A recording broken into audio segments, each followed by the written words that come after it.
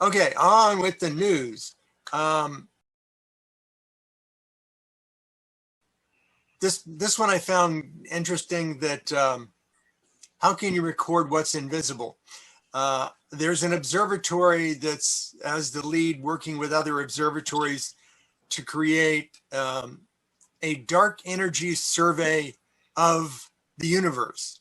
And the first problem they have is the tool that they're using for detecting dark energy, energy is dark matter, and that's indirect. So it's like, okay, we're recording what we can't record. Okay, I get that. You can actually record, what you can't see, but what you can see, and whatever you can't see is the other stuff. So maybe okay. But the other thing is the instrument that they're using cannot see through the galaxy. So they only have 1/8 of the entire sky, and they're calling it the entire sky.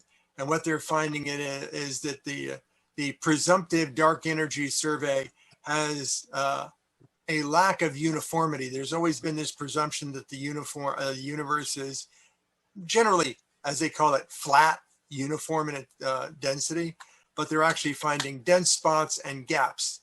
But I don't know how much of the gaps are due to the fact that they cannot see through the galaxy versus they're actually not detecting dark energy. So as with the other news items in the email, I actually provided a link to it so you can see the underlying story that I got it from. And I typically look for a couple of sources on the same topic to kind of find out which one actually is the least hype and most science, or gives you the most details. So if you have the email, feel free to browse around later on. I will say one thing about the emails. If you are in doubt as to whether a particular individual is included on the email list, I blind carbon copy everyone. So if you want to know if somebody in particular is included or not included, shoot me an email directly and I will easily add them, as it's a referral list at this point. It's not open to the public. China's Zhurong rover on Mars has started sending back pictures of it making wheel tracks in the surface of Mars. So look what we can do. Curiosity, not to be outdone by Perseverance, it started taking pictures of things it wasn't originally intended to take pictures of. So it's taking pictures of local rock formations. Like, look, there's a mountain over there. We can get that in high resolution. And we can show you the colors of the various materials in the mountain.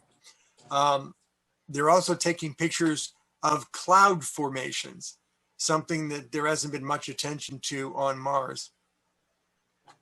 So they're getting colors in the clouds. The Ingenuity helicopter flew again on Mars.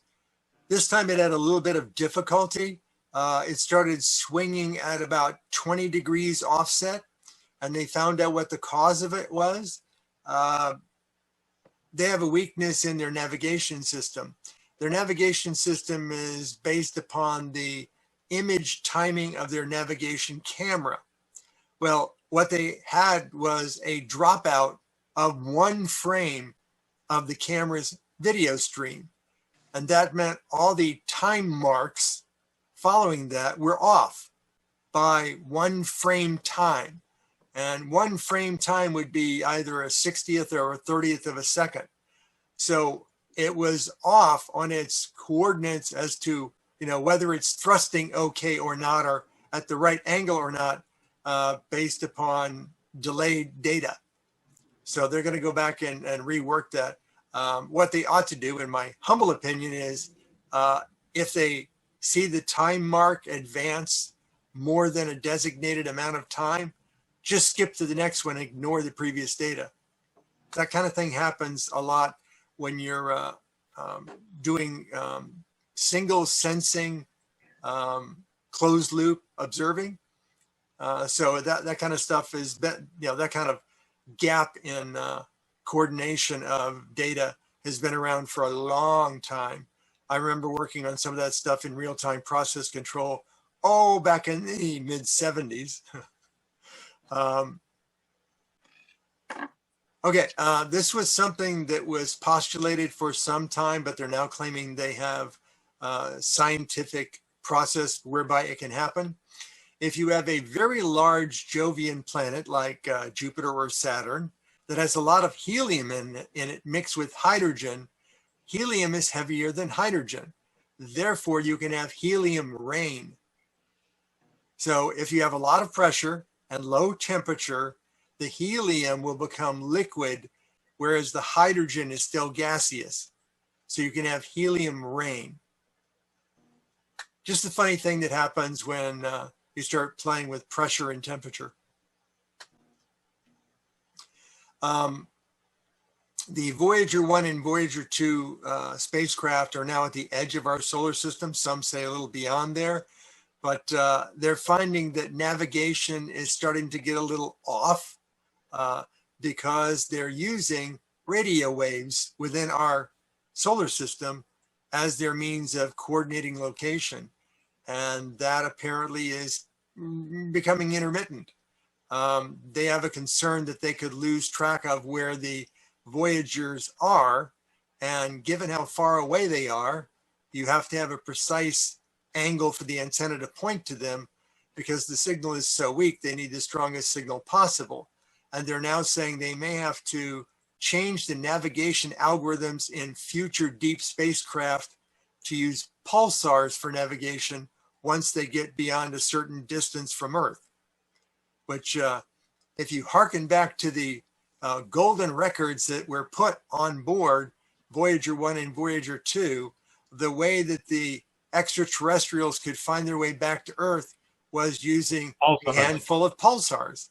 So we're now turning it the other way around, saying, okay, you're getting far enough away that we can't coordinate where you are. We're going to use pulsars to track where you might be, and hopefully you're there. So as they say in New England, you can't get there from here. Yes, yes.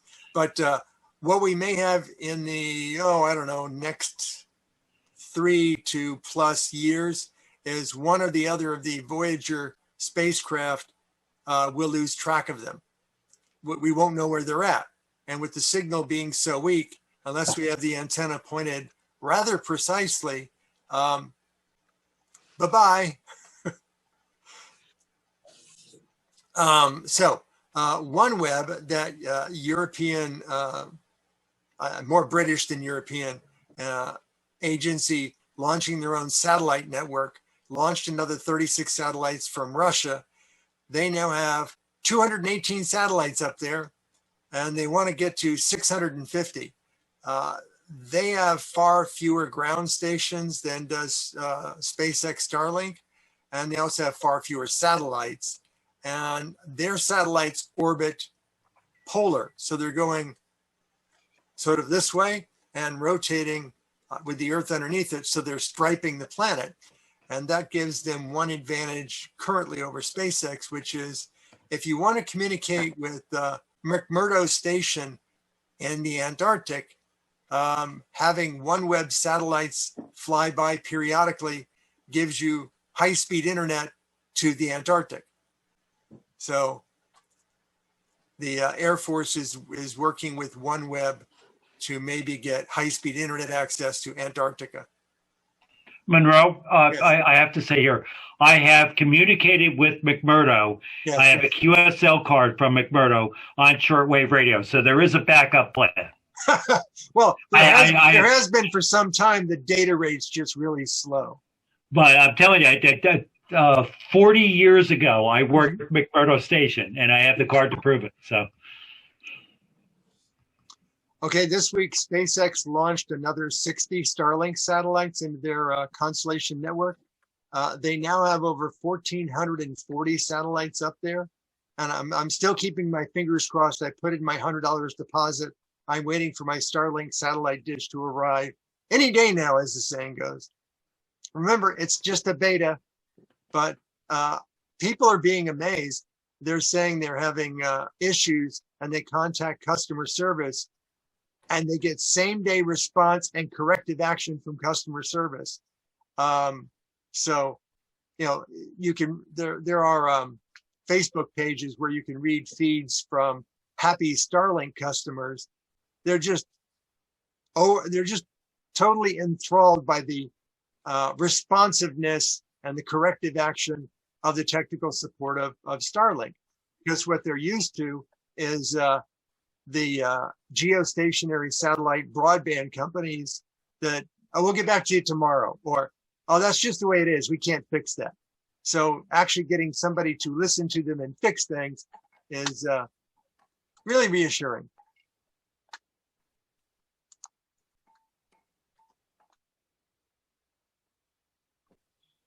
Okay, and not to be left out, China has established a new company within their country to create their own global communications satellite constellation network.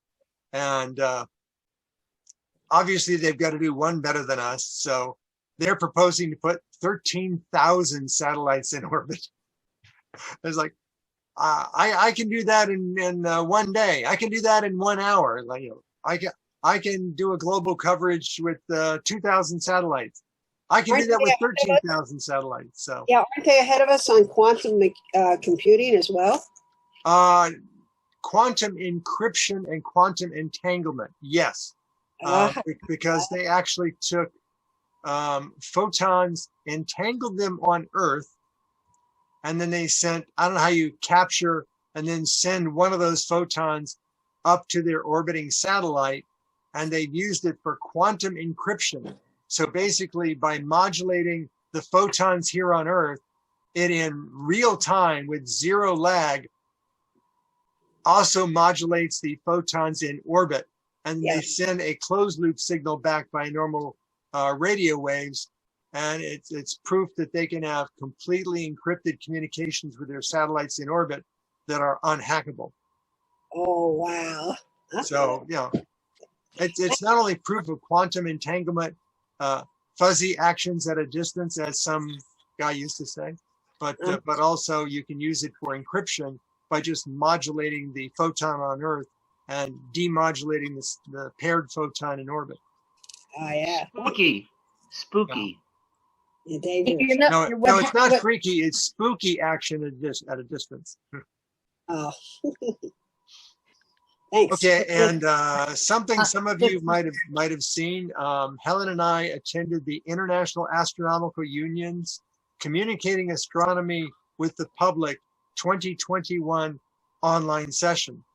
The International Astronomical Union is a worldwide organization, typically of professional astronomers, and they have a branch, a division called CAP, and they put out periodicals, and you can join it. It doesn't cost anything.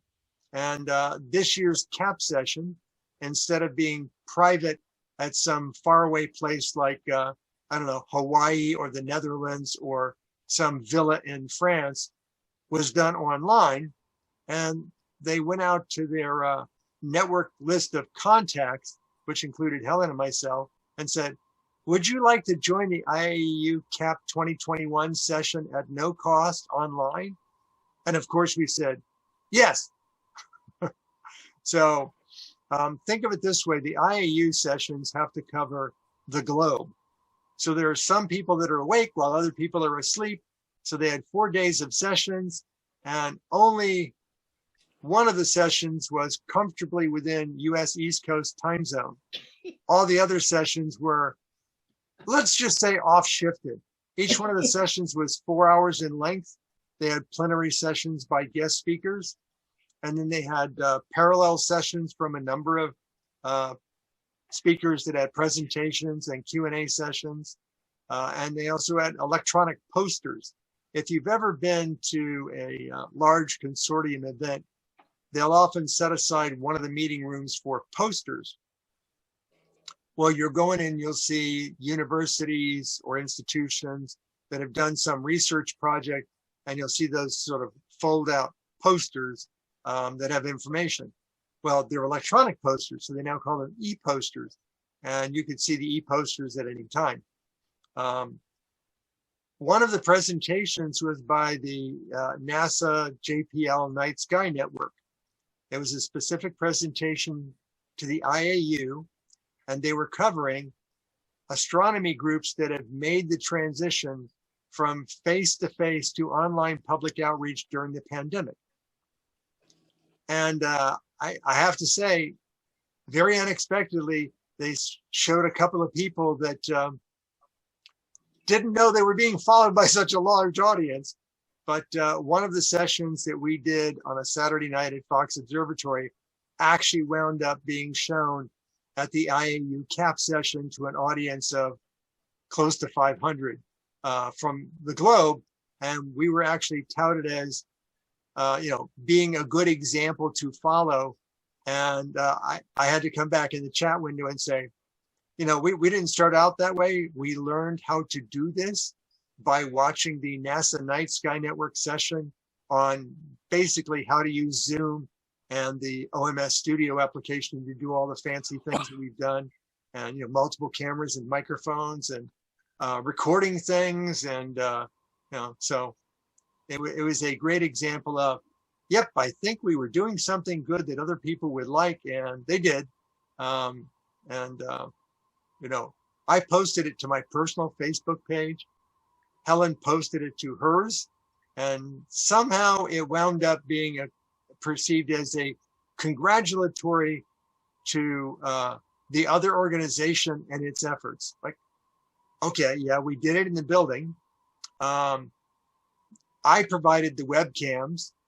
The microphones were on the webcams. Still to this day, I think I'm the only one that knows how to use OBS Studio there. So the session they happened to actually record and get pictures of from the Facebook page was the one I did on radio astronomy. So you can see a radio antenna there, and then the person that leads their radio astronomy activities is me. So thank you for the promotion. Congratulations. Yep. That's wonderful news, though, that for you and what you accomplished, not what the other club was claiming for their benefit, but you did accomplish something that wanted to be claimed, by everybody. Yes, and more power to them, and it's now up to them to carry it forward with their own skills and their own abilities and their own motivations. So if they do so, and in the future there's an IAU CAP session where they're promoted as the prime example, more power to them.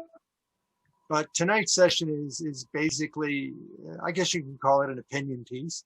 And it's titled, Stop Looking for ET. I was seeing so much of, look what the Navy is now saying. They record it and are sending out to the public. So let me bring that up and share it. You mean the recent rash of explanations of UFOs? Yes. Allegedly, yeah. Yes. They are recently talking about it, but I think they're using old footages and things. It looks that way, Joe, doesn't it? Some of these clips are they look like they're from the 60s. Yeah. Well, you have to realize what they're dealing with in the form of technology. And we'll get into that shortly. So I'm old enough to remember Project Blue Book. Well, yeah, I do mention that. So yeah, I think I'm sharing this. Can you see it? Yeah. Okay. So I can't help myself. I had to do a little hyping, which is why I chose the clever title for it.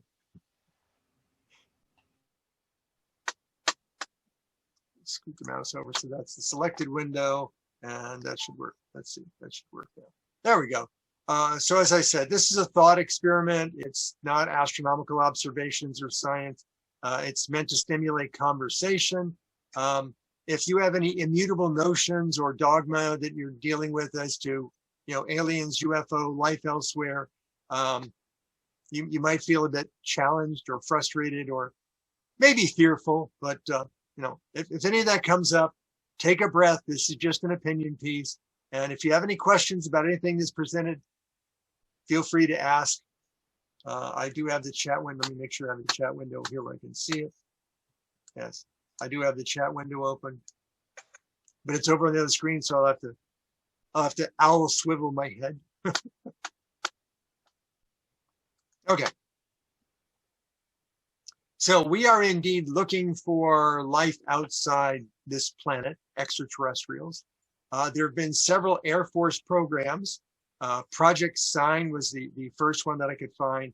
Then Project Grudge, and then the one that most people know about, Project Blue Book. And there was a thing called the Condon Committee Report from the University of Colorado. More recently, the one that's, I guess, making the media waves and the hype is AATIP, the Advanced Aerospace Threat Identification Program. You go on certain streaming networks, you can find entire channels of it. There's also been privately funded programs. The National Investigations Committee on Aerial Phenomenon. So if people have been following this stuff, there's NICAP. The Mutual UFO Network, which makes money off of the videos that they create to, line up with their target audience, MUFON. And then there's SETI, which is trying to do a science-based look for life outside the planet by accidental signatures. And by accidental, I mean, in poker, they would call it tells, but in detection of extraterrestrial life, it's, are you sending out radio waves that we can pick up that you didn't know you were sending out, like early TV broadcasts, or just, radio noise on your planet? And they step that up a bit. They're using optical telescopes to look for visible and infrared lasers. A laser is very directional, and a laser spreads out over distance. So if you're trying to pick up, laser communication that you inadvertently are in the path of from a star that's, let's say, 50 light years away, the beam is going to more than cover the diameter of Earth because it's going to be spread out that far. So the beam power is going to be minuscule compared to what it was when it first left the laser. But okay, more power to them. And we're also looking for biological life chemistry markers. You can probably remember some of what we detected in the upper atmosphere of the planet Venus, as it's a marker. It doesn't say they're there. It just says, if there was life and it was generating this kind of chemistry, we can see it in spectral analysis, usually in radio waves. So it's radio spectroscopic analysis detecting biological markers in atmospheres. They originally decided to do that for detecting extraterrestrial life around planets orbiting other stars. But they said, as kind of a background check, let's try it out on our own solar system. So they did some radio spectral analysis of Venus and found out there's markers there. And they've gone back to explain, well, that's kind of natural chemistry. So in my book, they're trying to downplay it, but we shall see. Other thing to point out about SETI is they have a preconceived notion that any technology they detect will be no more advanced than current human technology. So they're looking for radio signals in radio frequencies that we would normally inadvertently send out radio noise on. Think for a moment, if you're looking for a signal from a more advanced existence, would they still be using radio? We could be very unknowingly looking in the radio band when they gave up on using radio, hundreds, if not thousands of years ago. Think of it like if I wanted to find extraterrestrial intelligence and I was really looking for intelligence 1,000 miles away from me on Earth, and my advanced technology was smoke signals, I would find that there are no other intelligent species anywhere around me because smoke signals won't go that far. So if we're looking in radio or if we're looking in lasers and there's an extraterrestrial intelligence that has already, let's say, conquered faster than light travel, they may not even be using radio. They may be using quantum entanglement, which we would not be able to detect. So, think about, SETI hasn't found anything yet. Well, maybe they're looking for smoke signals. They need to up the technology a bit. And then there are also those video programs that are out there that try and stroke the mind into thinking of things like the X-Files, which I know is fiction, and Ancient Aliens, which might be considered fiction. Hang on, let me let David in. Okay.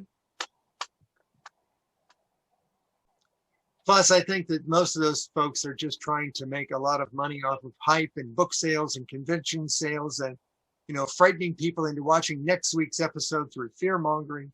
So, yeah, okay. We are looking. We are thinking about it. So the U.S. Navy, they have aircraft carriers. They have aircraft, jet fighter aircraft that protect the aircraft carriers by, when they detect something on radar or visually, they send out a bunch of aircraft, a ways away from the aircraft carrier, which might be, over the horizon, hundreds of miles away, but they send out fighter aircraft, and the fighter aircraft have weapons on board. And one of the kinds of weapons they have are FLIR pods. And a FLIR pod is a forward-looking infrared camera and radar system. And they're called gun cameras because you can have the FLIR camera detect something, lock onto it with radar, and then track it on the camera. And then the pilot can flip a switch and launch things at it or shoot guns at it or whatever. But it's gun camera infrared video. Well, the U.S. Navy released 3 videos under Freedom of Information Act, also known as a FOIA. And if you want to, you can actually, take that link there. I'll put it in the chat. You don't have to go now, but let's see if I can get this there. Copy hyperlink, and then I'll put that in the chat. I think I'll put that in the chat. Okay. It doesn't like me copying that. How about we do it this way? We'll edit the hyperlink. Copy the hyperlink. And then we'll go over to the chat. And we'll paste it in there. Ta-da! There you go. Okay, so if you later on want to follow the link and see the actual U.S. military link, you can do that. So remember, these are gun cameras. They're not sort of looking at something the pilot is pointing at. They're actually locking onto something either with radar or infrared tracking. The targets that they've spotted have no aerodynamic surfaces. They're tic-tacs and saucers and spheres with no wings, no ailerons, no tail, no rudders. They're executing maneuvers that are not aerodynamically possible, like they're flying along at a few hundred miles an hour, and all of a sudden, while they're flying along, the craft, because they can tell this because it's tic-tac shape, rotates, in azimuth. So like, I'm pointing backwards now, looking at you. Our aircraft can't do that. We can't fly backwards. These targets are rapidly accelerating and decelerating with no exhaust and no infrared signature of the exhaust.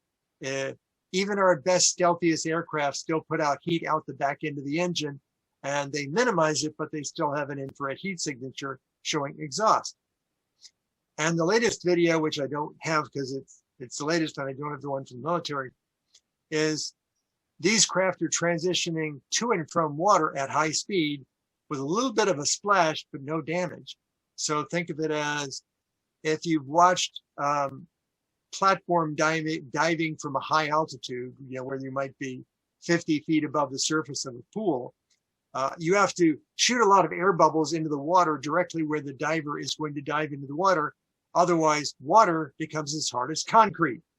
So you can imagine the surface of the ocean, and this thing is flying into the surface of the ocean at a couple of hundred miles an hour, makes a little bit of a splash, but the aircraft doesn't collapse under its own mass hitting the water. So these are interesting videos. So here's the things that people have with these videos, and we'll get to the specifics in a slide very soon. They're grainy, they're low resolution, it's hard to make out the targets and the text. Certainly crap compared with the camera on my latest mobile phone. When were these jets designed? These are early models of FA-18, which the original design dates back to the 1980s. How good a phone did you have in the 1980s? And these are also infrared, which infrared, you really, to best look at it, you show it in black and white back in the days on very small diameter cathode ray tubes. So they're not in full color. This explains the low resolution, the small diameter display, the graininess, the black and white. The IR images were captured using what is known as bolometers. So you can think of your modern CMOS cameras as having millions of pixels. These were not pixels. These were not light sensitive. These were heat sensitive. When you shine heat on one of these cooled bolometer sensors, it's an array of little resistors that the resistance for a current changes, and that's how you detect it. So you didn't have a very wide range of temperatures you could sense. If it was very hot, it would show up very white. If it was anything less than very hot, it wouldn't show up at all, or it might show up as black. So today you can buy a FLIR attachment for your mobile phone. Helen has one of these. FLIR is actually the name of a company. FLIR is a technology branding for their product, and they've been acquired by Teledyne. So expect them to become a little more expensive, a little more professional. Florida Power and Light has a, let's just say, multi-$100,000 program that they invest with Teledyne FLIR, so that all of their telephone repair trucks have FLIR cameras. And the idea is, if a wire has a little bit of resistance in it, the wire will be hotter than the surrounding air. If a transformer is bleeding oil between its terminals, it'll warm up before it explodes. So they can, while they're still on the ground and don't have the cherry picker up and running to get at it, they can shine their FLIR camera on wire, on the overhead wires, or on a transformer and see if it's heating up, to decide, nope, it's a false alert, or yeah, that's something we need to send out the appropriate crew to tend to. So FLIR cameras. And also the display size is not big, not used to the 4K LCD like you might have in your car. It's a small diameter, maybe 6 inches. And it draws all, this is a cathode ray tube back in the day when the way you drew lettering on the display was by actually moving the beam continuously. So it's drawing the letters. So if you want the letter F, you're drawing both, both strokes of the letter F, and you're doing that for all the text on the display. But you haven't got time to make, fancy font letters and, legs and serifs and such. So stroke fonts is what they used to call them. And these have to be viewed by pilots in total darkness, so they can't be overly bright. And because of the fact that they were early bolometers, they have a low contrast ratio. So maybe 16 different levels of brightness, maybe 32 if they're lucky. And back in the day, the jets used to have VHS tape cassettes in their belly, and that's how they would record the video. No fancy, solid state storage. It was, you ejected the tape cartridge from the belly of the airplane. And what they've done is they've translated them onto modern video streaming using MP4 compression, which is quite lossy back to the old resolution of videotape. So here we have one of the infamous videos is called FLIR. And this is one of the images from FLIR. And since it was in MP4, it was kind of hard to make out the text. So I did grab a good looking slice from the video and improve the text by adjusting the contrast from its original number of shades of gray. I expanded that out to 16 million so I could hone up the text a bit so you could read things. And the first thing to point out is right up here in the top center, it is infrared. It says so right on the display. So if you're curious as to was it in infrared or not, yes, it was in infrared. How do I know this is a CRT and not just an early LCD? So if you think back to the days of computer displays on cathode ray tubes, or maybe early televisions, they had what is known as overshoot and undershoot. That's the Alexa in the kitchen. Ignore her. You'll see that there's this little indent here in the corner. And that indent is one of the forms of overshoot or undershoot. It takes a little corner out of it. And when you indent on that side, you've got an exdent on the other side. So it sticks out a little bit. It has a little bit of curve and sticks out.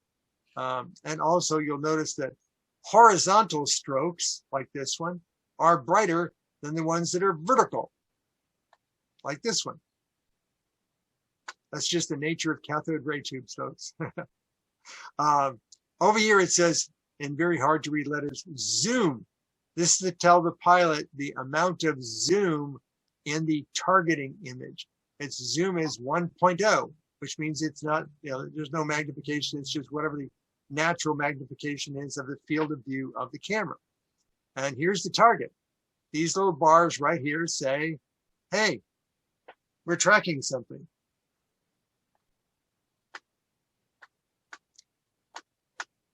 And you know it's tracking it because the camera actually says your gun is slaved to the thing you're tracking. This is the artificial horizon for the airplane, so they know if they're climbing or diving or banking. But the gun camera is actually slaved to something. So that means that the aircraft's gun camera had to pick up something on either radar or infrared. Otherwise, there's nothing to track. Now, how good were these cameras? This is a FA-18 Hornet. This is an early model. That's why it's CRTs. And they used a FLIR system from Raytheon called the Raytheon Advanced Targeting Forward-Looking Infrared, or ATFLIR. They could see up to 40 miles. So when you're at 20,000 feet, like this image was taken, you see it says 20,000. If you're taking this at 20,000 feet, the aircraft could see at up to 40 miles. But at 40 miles, he'd have a whole lot more magnification than 1.0 to see it. This is at 1.0, so the target he's tracking is both near and it's not small because it's taking up a quarter of his display. And that's his wing edges and his artificial horizon. So this is near, and it's not a tiny bird. This is something large. And the FLIR camera kind of runs out of steam above 50,000 feet. Why would that be? There's not enough air molecules to heat the air for the FLIR camera to detect the heat transition. So when you get above 50,000 feet, you better be using something other than infrared. So they switched to more accurate radar. So if you're flying your SR-71 well above 50,000 feet, you don't have an infrared tracking camera, you have a radar tracking camera. So that's one of them. That's one frame from FLIR. Here's one that's slightly higher resolution. Now, how can I tell it's higher resolution? You can see kind of the waves on the ocean from a distance of 25,000 feet. So that's definitely higher resolution. But is it still a CRT? Well, we're operating in infrared, but the lettering is much better. And you can see they actually have nice little serifs, little strokes on the letters. So you can tell an I versus an L versus a 1. It's still a CRT. How can you tell? If you remember back in the days of CRTs, they would have corner brightness issues. So you can see how this lower left corner is brighter than other parts of the screen, and the upper right corner is darker. That's characteristic of a CRT. Once again, the gun camera is slaved to this object. This one's much smaller. He's only got the zoom at 1.0, but in another image, he has the zoom at 4.0, which makes this Tic Tac much larger. 25,000 feet. This one, the compression is a little better. It's using Windows Media Video format, so a little better. So that's why these images are low resolution, hard to read the text, grainy, black and white. It's because it is what it is back then. Now, and if an F-35 happens to take a picture of it using its camera, that we'd like to see, because that would be full color, high resolution radar and FLIR. So waiting for that to happen. Monroe, Yes. during this period of time that you're talking about, isn't this also the time that they talked about the Loch Ness monster, taking pictures of it, Big Bear, No. or the giant foot, or whatever his name is? Bigfoot. Bigfoot. Bigfoot. Yeah. And, No. and the fairies. No, and all no, these kind of things. those are all earlier. The farthest these go back is about 10 years. Oh, So- okay. So they're not during the period of time of hoaxes. No. So AATIP was formed not that long ago.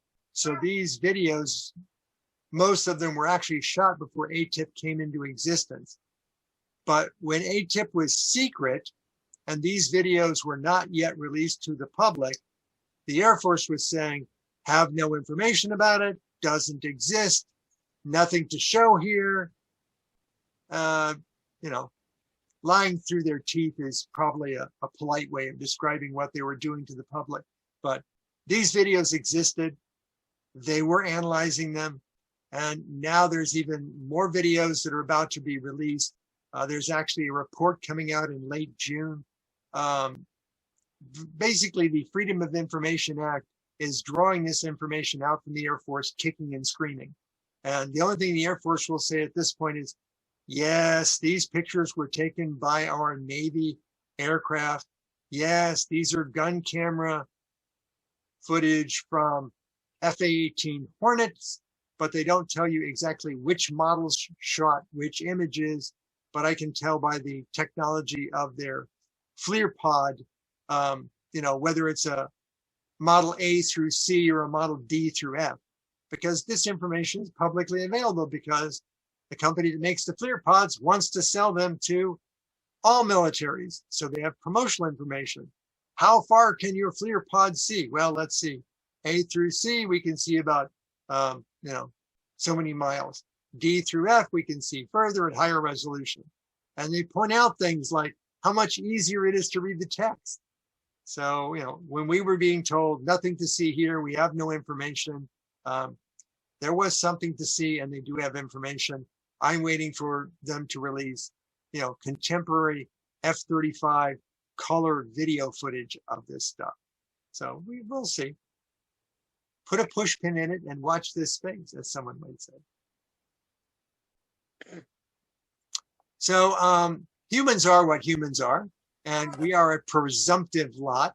We make assumptions and then, firmly anchor ourselves in those presumptions, even though the presumption is more like, you're standing on mud and you're sinking into the mud. Yep, but I'm standing on solid ground.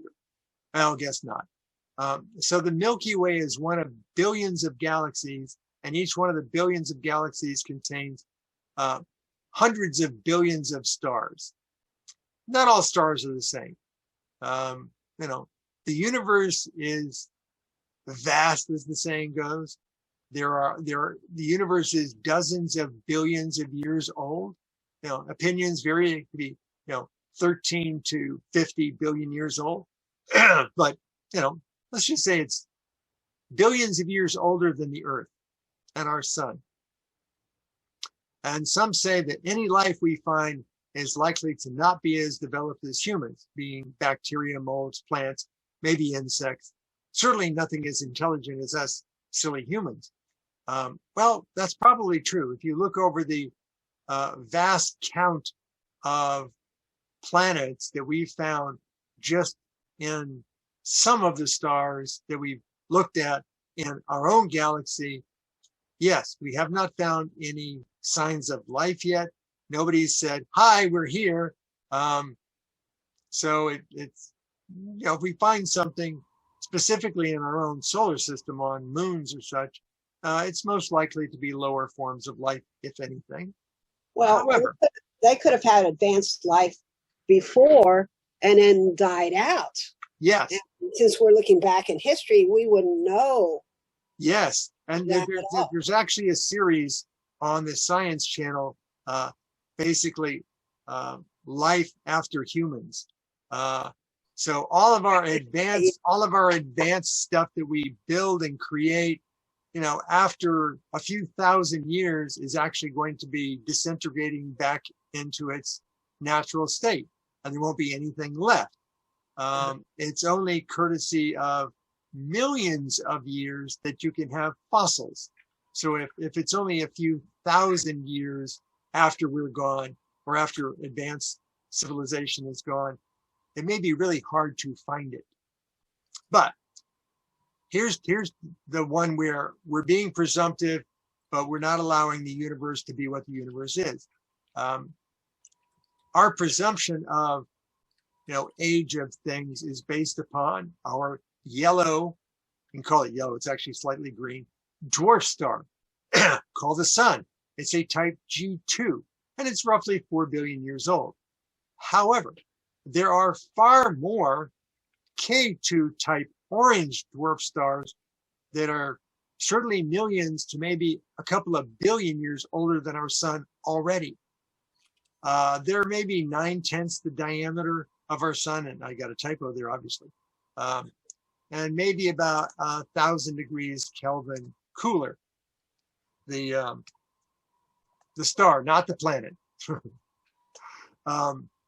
And people will often say, well, there can't be any sustained life around red dwarfs or brown dwarfs because they're very unstable and they constantly shoot out,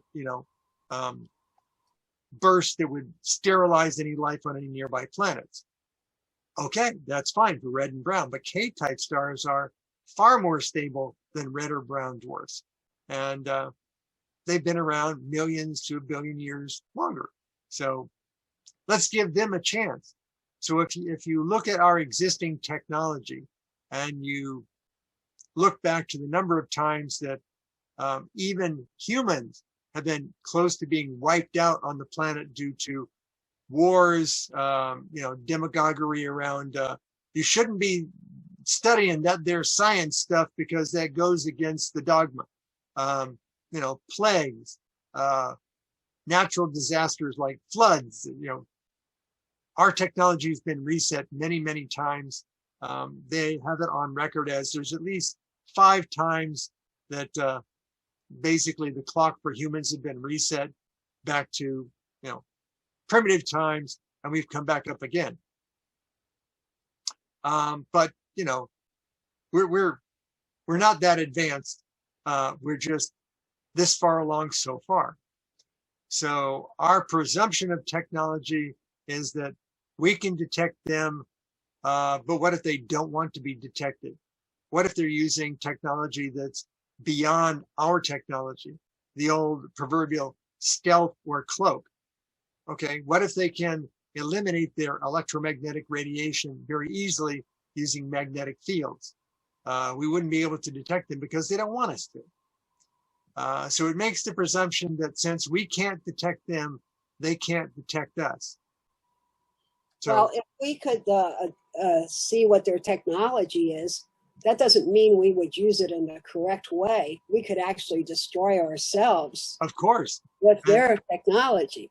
Of course. And that may be why they want to keep their technology away from us, because we primitive, silly ape humans might destroy ourselves if all of a sudden we could burrow wormholes at will, so to speak.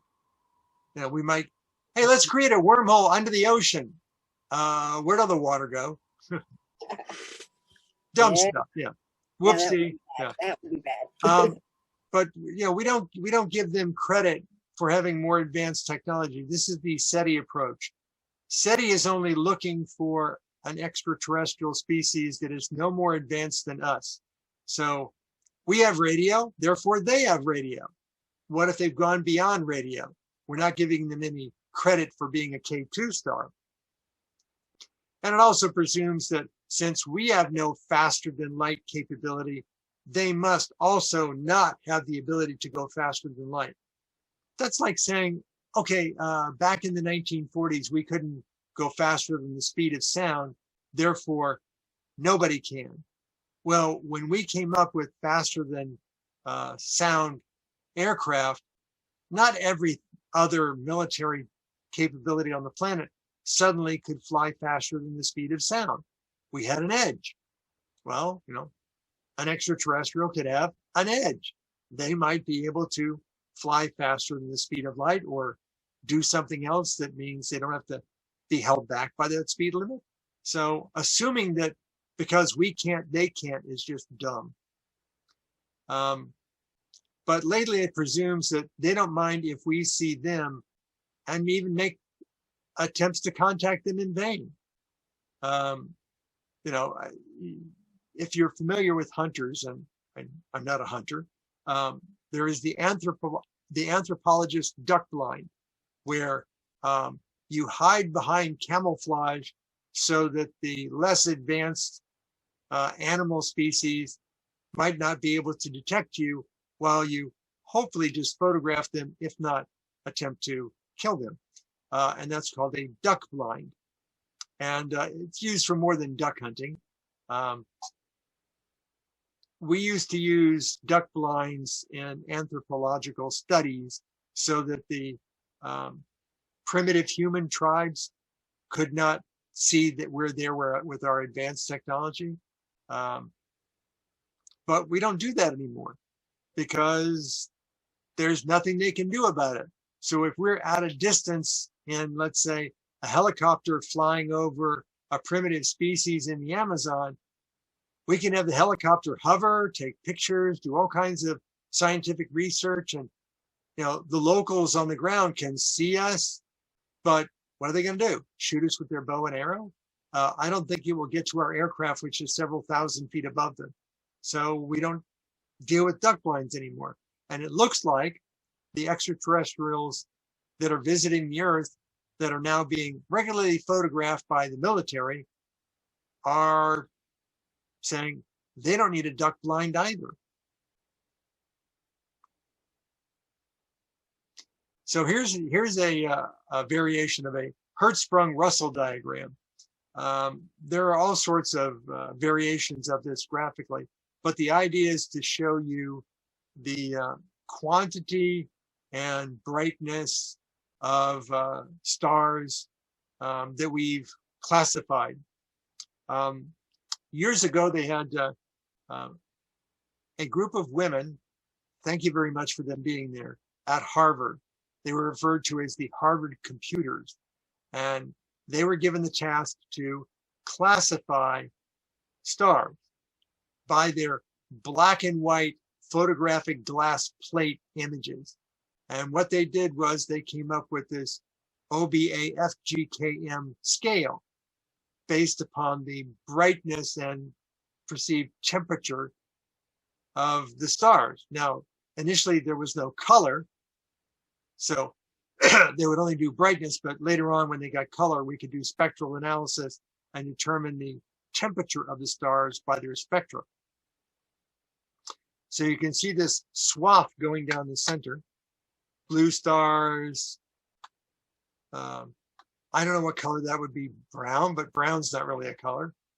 Copper colored stars, to yellow stars, to orange stars, to red stars, to brown dwarfs. There's a whole bunch more brown and red dwarfs than there are blue whites. Are the blue whites younger stars? Or? They're younger and hotter, and they exhaust their hydrogen much quicker. Oh, okay. So if you want a star that's short-lived, that has a technology that might go away, if you want the mythical planet Krypton to go away when its star explodes, it better be a blue star and not a red star. Unless the presumption is Krypton didn't explode. It just put out, a matter streamer that destroyed all life on the planet Krypton. So it could do that if it was a red, but if it's going to destroy itself, it's more likely a blue or blue-white. So here's the sun. You can see the little arrow here. It says, sun, you are here. We're a G2, so we're in this band right here. You can see it's reasonable population density compared to blue-whites. So there's more of us. But when you move over to the orange, which are a little bit cooler stars, there's a lot more of them, and they last a lot longer.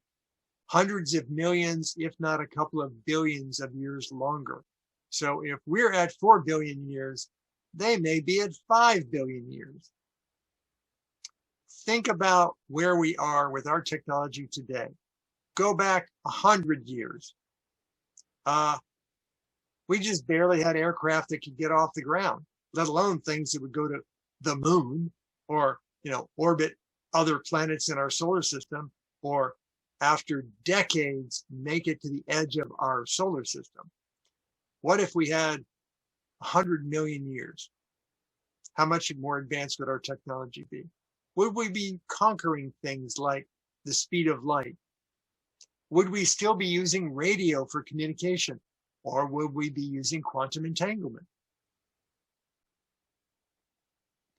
So let's get real. So a lack of technological understanding by individuals does not prohibit technological advances. Simply because you don't know how the computer in your car works doesn't mean you can't have a computer in your car. Not every person driving an automobile with a computer in it is a software developer that could fix problems in the code. So if technological advancements being deployed were required to be fully understood by all those that make use of them, then imagine what technology would not be possible. So you've got to have a break with what technology is possible versus the people using it having an understanding of how it behaves and works. So if there are extraterrestrials that have made it to Earth, in other words, the things we're taking pictures of, then the SETI precept of, not faster than light travel can't exist. So light speed wouldn't be a problem for them, even though it's a problem for us. They can have the technology and fully understand it at the grammar school level, but we don't have it at all. Their propulsion obviously doesn't, have an exhaust tail heat. So whatever they're using to propel themselves is not air breathing. It's not fossil fuel burning. Ours is. They don't have wings and tails and things like that. We do. So we're aerodynamic, they're not. So they have a technology we don't.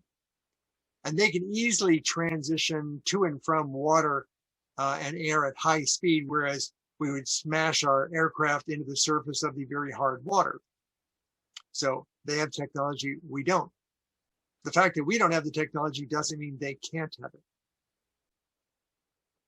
So if they are that advanced, then in the zoo hypothesis, they are the watchers and we're the animals being watched. So if you ever go to the zoo and they have that divider that protects you from the animals, it's to protect you, the observer, from the animalistic nature of the animals, not to protect the animals from you. So that could be why they are, behaving the way they are. If we do detect them without consequence, like taking pictures of them, and don't have direct contact with them, they didn't say, hi, we're here, then they're sufficiently aware of our military technology, its limitations, and they don't feel the need to have a duck blind. They permit us to see them. We can record them. They behave with, as the saying goes, impunity, because they're aware that there is nothing we can do because their technology is considerably further advanced and they are safe from anything Earth militaries might do. So if you think you're going to shoot them with a gun and they happen to actually have magnetic fields around their aircraft, which just are part of their propulsion system, then your bullets aren't going to penetrate that field, because even frogs float in a magnetic field that's strong enough. And if you doubt that, the University of Florida has some video of a frog floating in a magnetic field based upon the water in its body being polarized by a very strong magnetic field. Would we want to shoot them with a gun? We're stupid, yes. Yeah. I'm surprised we haven't tried it already. Some of those supposed alien craft that, whoopsie, they crashed, might have been because, 40 years ago, they didn't have the technology to defend themselves, and we did shoot them down. So, but I would also say that given how they behave with impunity in light of our FA-18 aircraft, I've got to believe that we've probably tried taking pot shots at them, and it's just a waste of rockets and bullets. And our military absolutely knows that. So until we come up with some more advanced technology, we can try. Now you say that we're using radio waves to contact them. Do we have more advanced ways of contacting them that you would suggest trying? Otherwise, I think we don't want to contact them, really, do we? Well, think of it this way. China has already developed and proven quantum entanglement communication, which does not require radio waves. They can communicate from the Earth to an orbiting satellite with 0 time delay, and they can encrypt the data such that we wouldn't see anything between the ground and the aircraft, the satellite. There's no radio wave to pick up. So if an extraterrestrial has, let's just say a few thousand years head start on us, they could normally communicate using quantum entanglement. So us attempting to communicate them with radio waves would be like, I don't know, somebody with primitive technology that communicates using audio drum beats is trying to communicate with someone with radio. How successful do you think they'll be? Well, I'm thinking if they're more advanced, then they may have already gone through a phase and realized that smoke signals or drum beats is a way of communication of very primitive animals or primitive beings. Yes. So if they were wanting to get in contact with us, they would know how to. They would. Yes, and I'll get to that in a moment, but yes, that is true. Yeah, but I didn't know if we have, it sounds like we don't have what China has, this entanglement communications. Yep, it's just the next step in communication. 0 lag time, and you can encrypt it, and it can't be detected through clandestine means somewhere along the route. And Is it expensive? Yes. Okay. Why would you bother encrypting if you can't detect it? Just in case. Because you can. I mean, literally, when you can have entangled photons separated and you modulate the photons to produce a modulated communication signal, throw in some encryption. It's all digital. Just you turn on your SSL and encrypt the signal. So are they using that with Mars? No. Yeah, what's the baud rate that they can accomplish now? Well, if you have 0 lag time, because you're doing quantum entanglement, you can do gigabits to orbit. Then why not do instantaneous photography from Mars? Yeah. Well, maybe the equipment is large and expensive, and China didn't want to do that with what they landed on Mars. Or think about it this way. How long did it take to get to Mars? When did they start building their space probe to go to Mars?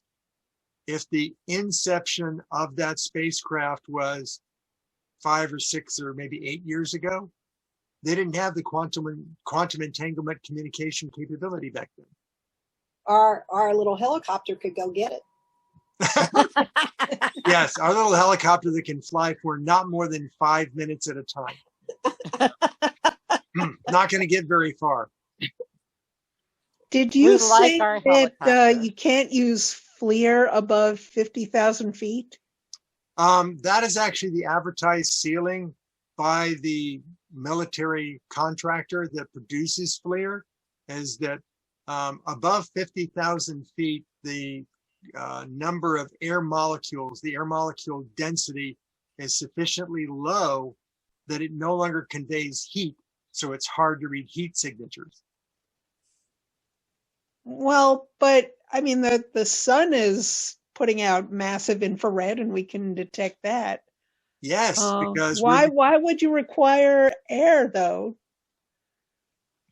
Have you ever seen one of those little, looks like a light bulb radiators with the little spinning vanes in it? Yes. A Crookes radiometer? Yeah. A Crookes radiometer has a slight atmospheric pressure inside of it.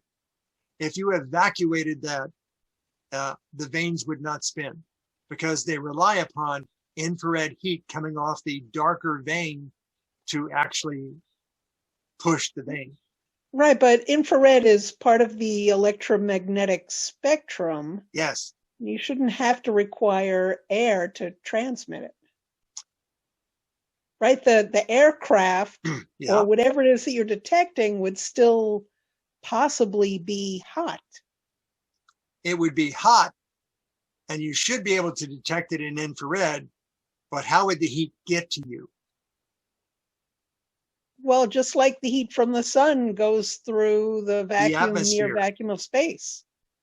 If you've ever looked at the satellite images from like the Parker Space Probe, they look considerably different, even in infrared, than they do from ground level on the Earth. And that is because of the heating in the atmosphere. Yes, you can see infrared in the vacuum of space, but it appears differently.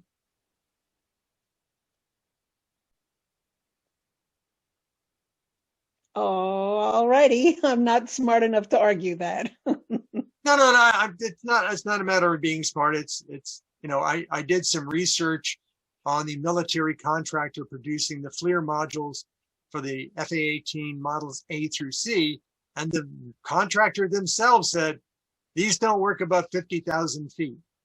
Why don't they work above 50,000 feet? Not enough air molecules to convey the infrared so the camera can detect it. Okay. I could see that with sound waves, which do require Yes. air molecules, but Yes. I don't buy it with infrared. But Okay. okay, if that's what they say. Well, it's not just me saying it, it's them saying it. So Yeah. they're trying to sell these things. And if they worked all the way up to the vacuum of space, they wouldn't put a limit on it. Because Okay. wouldn't your SR-71 that can go to maybe 80,000 feet like a FLIR pod? No, they don't use, Why would they need it? because they want to see if there are any aircraft chasing them. At that height, probably not many aircraft would. How about be missiles? chasing them. How about missiles that have an exhaust? Okay, tube? missiles, yes, Uh, yes.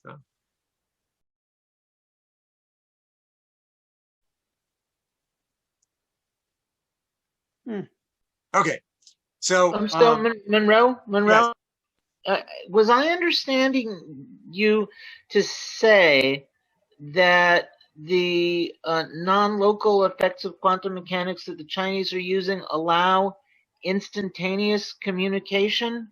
yes, Or no?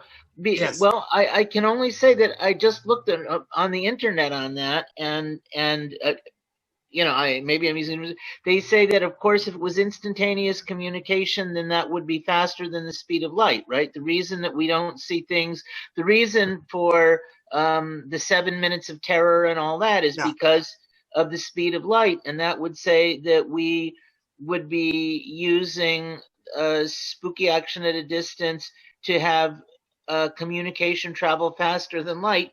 And I'm not that that smart either, but in each of the sources I look at on the internet, it says that it isn't so. That it says, for example, the impossibility of superluminal faster than the speed of light communication led Einstein, Podolsky, and Rosen to propose that quantum mechanics must be incomplete. However, now it is well understood that quantum entanglement does not allow any influence or information to propagate superluminally.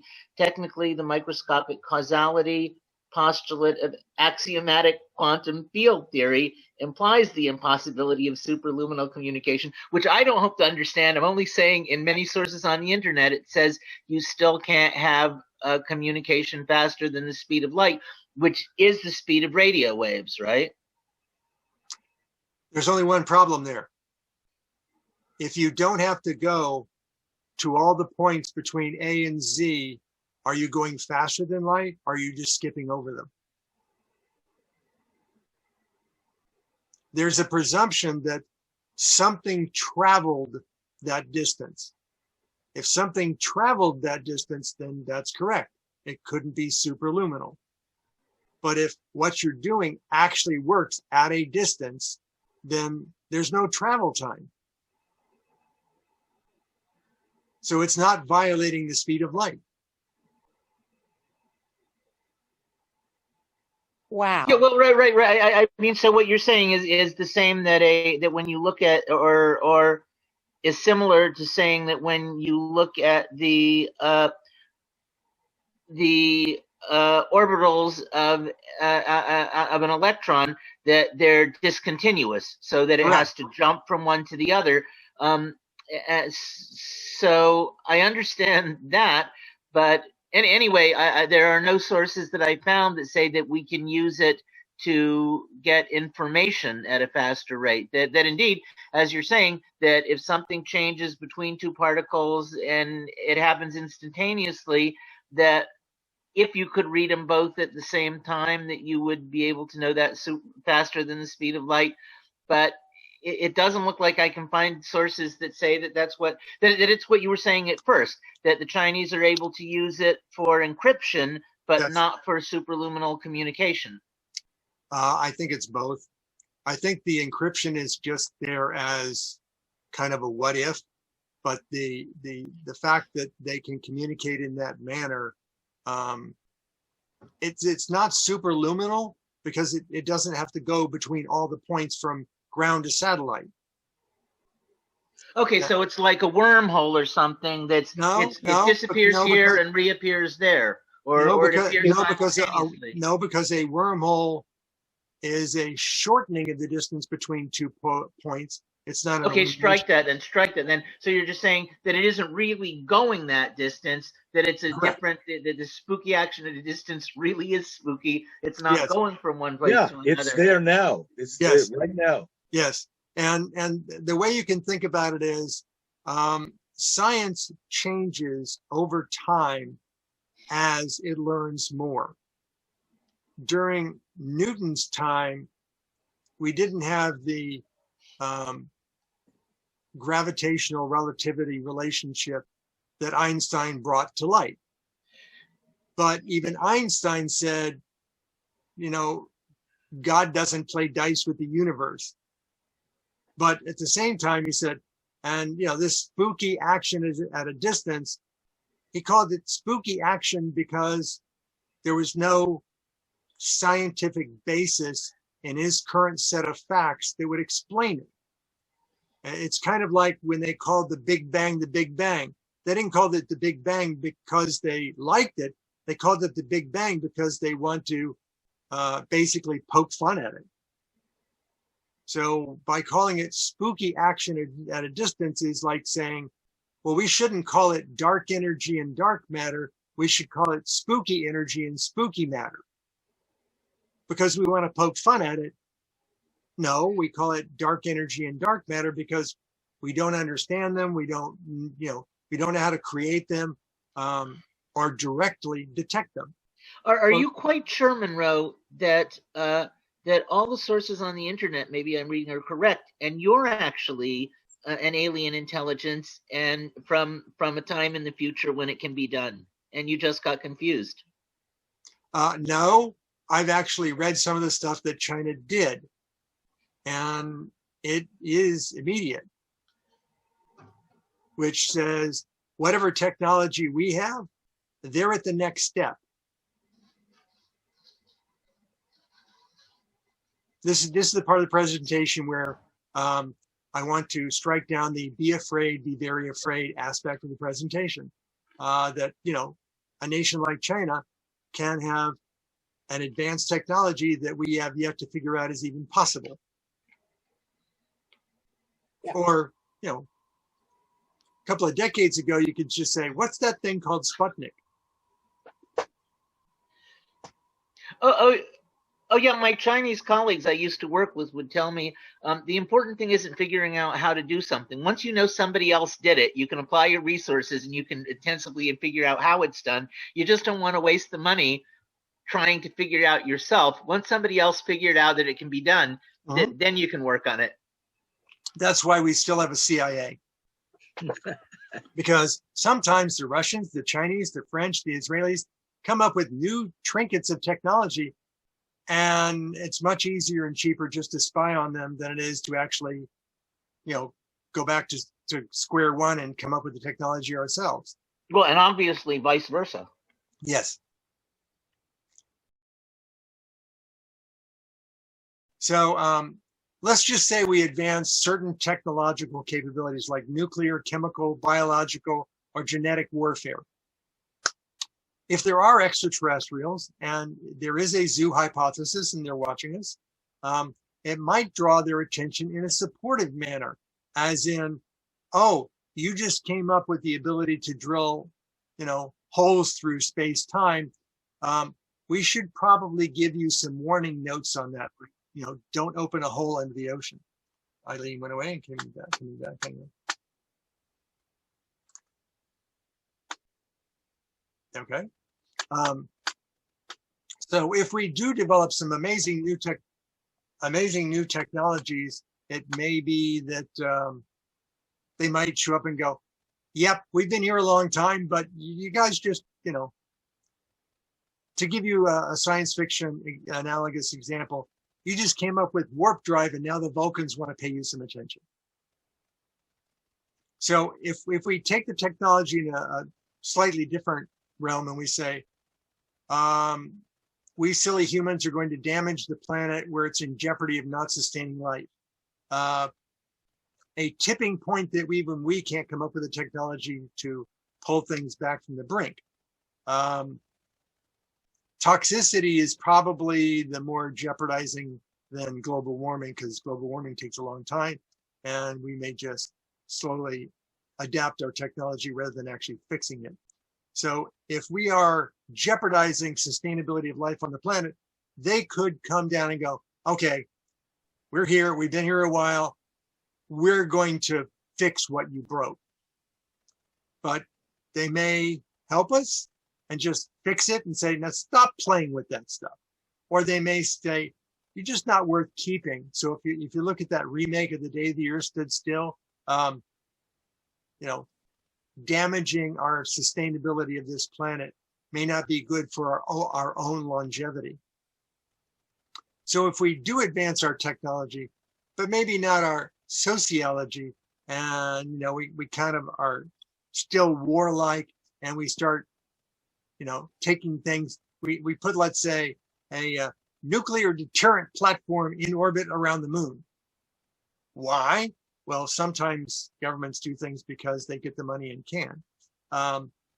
Then we may be advancing our military technology beyond that which is acceptable to the other folks in the neighborhood.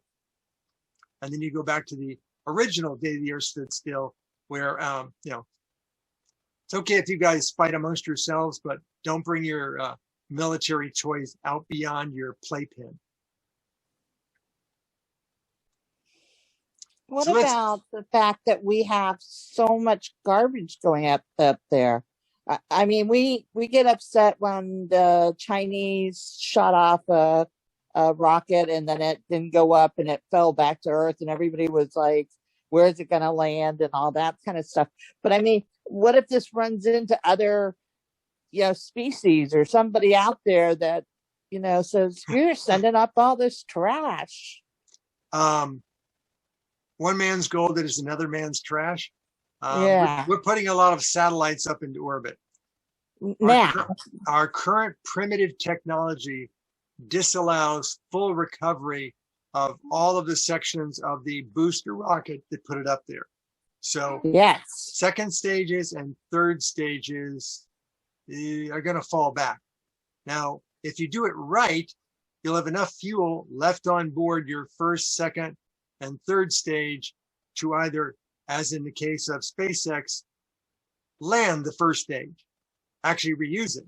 In the case of these second and third stages, have enough fuel left on board to deliberately navigate it where you know where it's going to come down, and you literally give it a 90-degree insertion into the atmosphere so that it has the highest probability of a complete burnup. And you make the craft from material that's known to easily disintegrate under a lot of pressure, like the atmosphere, or high temperatures. It'll basically, melt it into a vapor. And then it comes back as just dust. But we get a lot of that. We get tons of that per day due to micrometeoroids. So when a comet goes by, and the comet doesn't hit us, the comet goes by, and months later, the Earth's orbit around the sun takes it through what would be the debris tail of the comet. That literally puts tons of comet ash into the Earth's atmosphere, and it all falls down. So, I'm not worried about the satellites at this point. I know from having read the information that SpaceX, and even to a certain degree OneWeb, go through great pains to make sure that what they put up, if it has to come down, it comes down in a manner that's controlled, deliberate, and destroys itself. However, once you get something up to geostationary orbit, out 20,000+ miles in orbit, it's not coming down for hundreds of years. So what you do is you have enough fuel left over as you get towards the end of your fuel tank capacity nearing empty to move its orbit to a station keeping area. So if you're used to your geostationary satellite being at 30 degrees above the equator, you might move it down to 8 degrees above the equator, where that's not a good spot for communication satellites. But if it has the same orbital positioning, rotation around the Earth, you can park it there and you can leave it there for 300 to 500 years, and it's not going anywhere anytime soon. But eventually, it's going to start slowing down and coming down. And when you do that, maybe in another few hundred years, we'll have the technology to clean up all that junk we're leaving up there. It's kind of like brushing it under the rug, and then you go buy a new rug and you've got all this dirt underneath it that you have to clean up.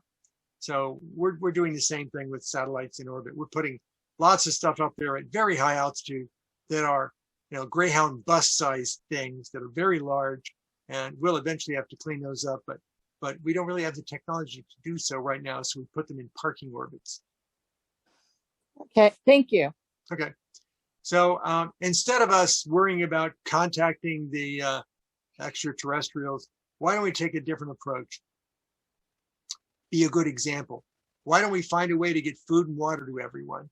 Take care of the sick, cure rather than just mitigating diseases.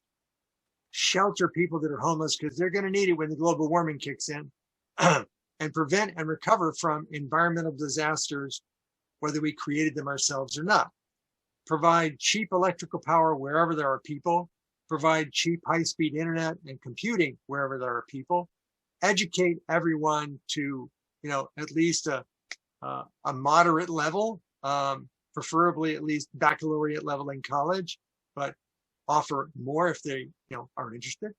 And do make peace with the world. So if you do the other things, if you make poverty less of an issue, if you make, warfare between nations less of an issue, if you provide shelter to the homeless, there's going to be refugees that aren't refugees anymore because they got a good place they're at now. So it's easier to make peace when you don't have people whose lives or livelihood are threatened. So that's a great way to make peace with the world, is solve problems. While at the same time, we can advance our technologies. We can have less expensive, faster computing, faster data communications, eliminate the pollution and need for fossil fuels and internal combustion engines. We're working towards that, but we got to work on the back end as well, how to generate the power, eliminate the need for nuclear fission, which produces toxic byproducts, and start considering doing space travel based upon things other than, chemical propulsion. And then maybe if we get far enough along, consider interdimensional travel. And I'm not talking about those silly wormhole things you see in movies. For those people that are into older videos, if you ever watch a video called Shape of Things to Come. Oh, Raymond Massey? Yes. Yeah. You can feel free to watch it in its original black and white or the colorized version, either one, whichever you want. But it shows how you can advance technology, but if you don't advance the society that deploys the technology to keep up with it, you can basically have the Luddites wanting to destroy everything you've advanced and take over because they don't like all this advanced stuff.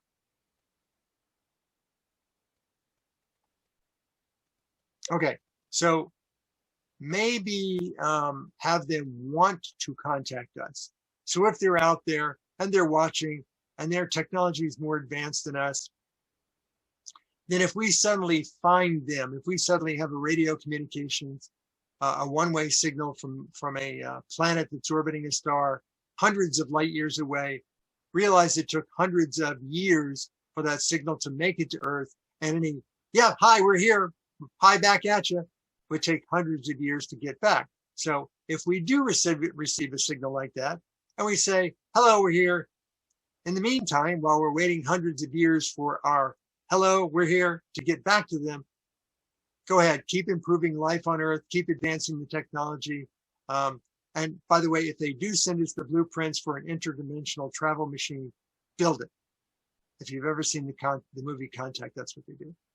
So if their technology is sufficiently more advanced than ours to detect and to communicate with us, or to actually pay us a visit, then we do not need to go looking for them, as they already know we're here, likely already know a lot about us, and specifically our technological and military defensive limitations.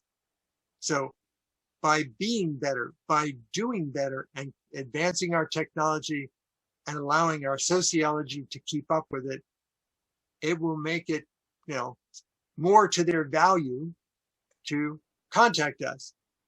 And if they want to know about us, we have lots of tells going all the way back to the 1940s, the first broadcast television signal that was strong enough to actually leave the planet. I think that was also in the movie Contact. So make them want to contact us. So what are the downsides? So if we don't do better, if we actually make things worse, are we worth keeping around? So if they decide, given their advanced technology, we're not worth keeping around, it would be very easy for us to just, eliminate us and keep the planet. So bye-bye, silly Earthlings. Maybe the next ones will be better. And there have been 5 life-threatening events on our planet, near extinction events. And maybe those weren't all natural. Maybe those were like, the dinosaurs aren't really cutting it for us. We really want something more like us. So here, have a rock, hurl a rock at the Earth and get rid of the dinosaurs as a means of reset. Wouldn't kill all the life. The little mammals are still around. Let them come back up. So if we do become a more advanced military without social advancement, might we pose an unacceptable threat to others in the galaxy or the universe? You know, they could make a big flood or something. Yeah, a flood would be a good way of doing it. But build a boat first and make sure you keep all those genetic samples together. So if they are technologically advanced and we pose any sort of threat to them, they have the capability of eliminating us very easily using targeted biological warfare. Oh, COVID-19 comes to mind. And then resetting sentient life on the planet and modify the genetics of what's left to maybe have the right stuff. And, keep the valuable parts like the planet, this, thing that is habitable to sentient life. And we've already got the plants and basic animals. Those are already adapted genetically, or maybe to be modified. And, if they play their cards right, they already have the existing facilities and infrastructure. So if they get rid of us through biological warfare, they could wait, a decade for it to be a virus that dies out because there's no longer anything to progress it. So they get the buildings, the power, the communication, the mass production. And it would be suitable for any extraterrestrials that have bilateral symmetry, bipedal locomotion, front-facing vision with opposable digits, that can navigate stars, work door handles and tools and computer keyboards and mice, and understand 2D data and 3D visualization displays. So there's a lot we could leave behind if they choose to do so. Yeah, but what you're saying is essentially what you can see Fox News accusing of China of doing now, of saying they developed COVID, they were getting the vaccine, and take care of all the rest of us, so they can inherit everything. Well, it's a double-edged sword.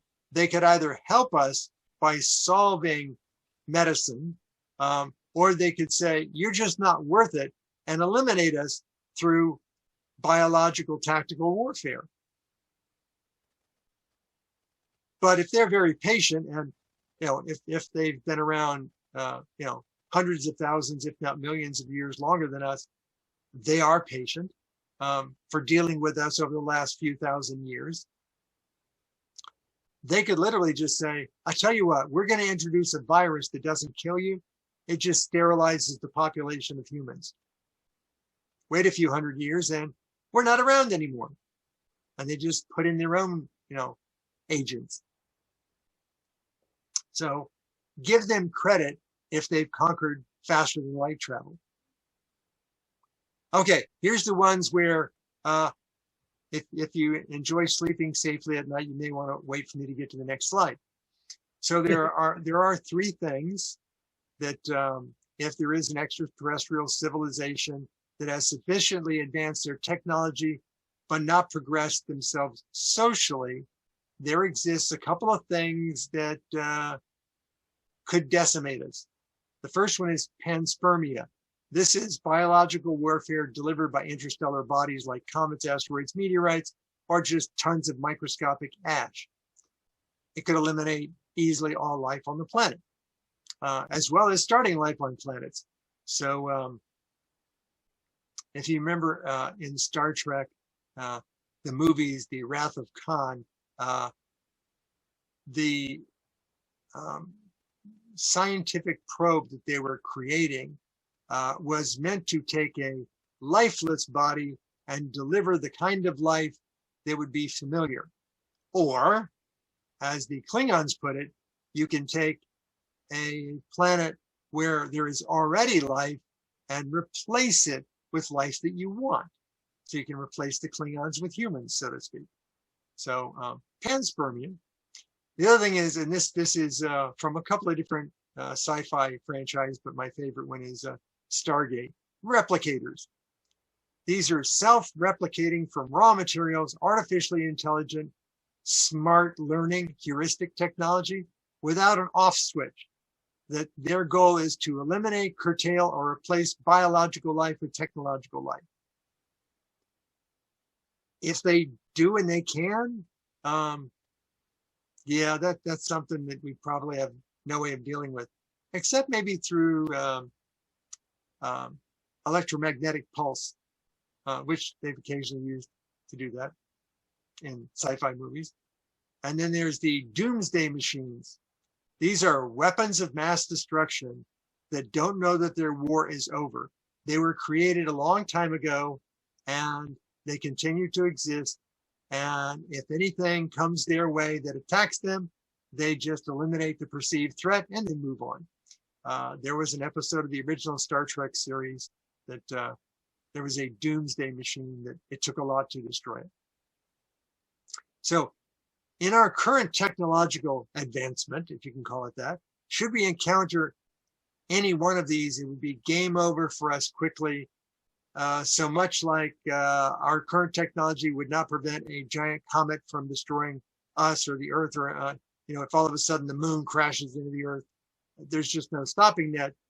Don't fret over it. Don't worry about it. It's not a problem until it is. If it ever is, don't worry about it.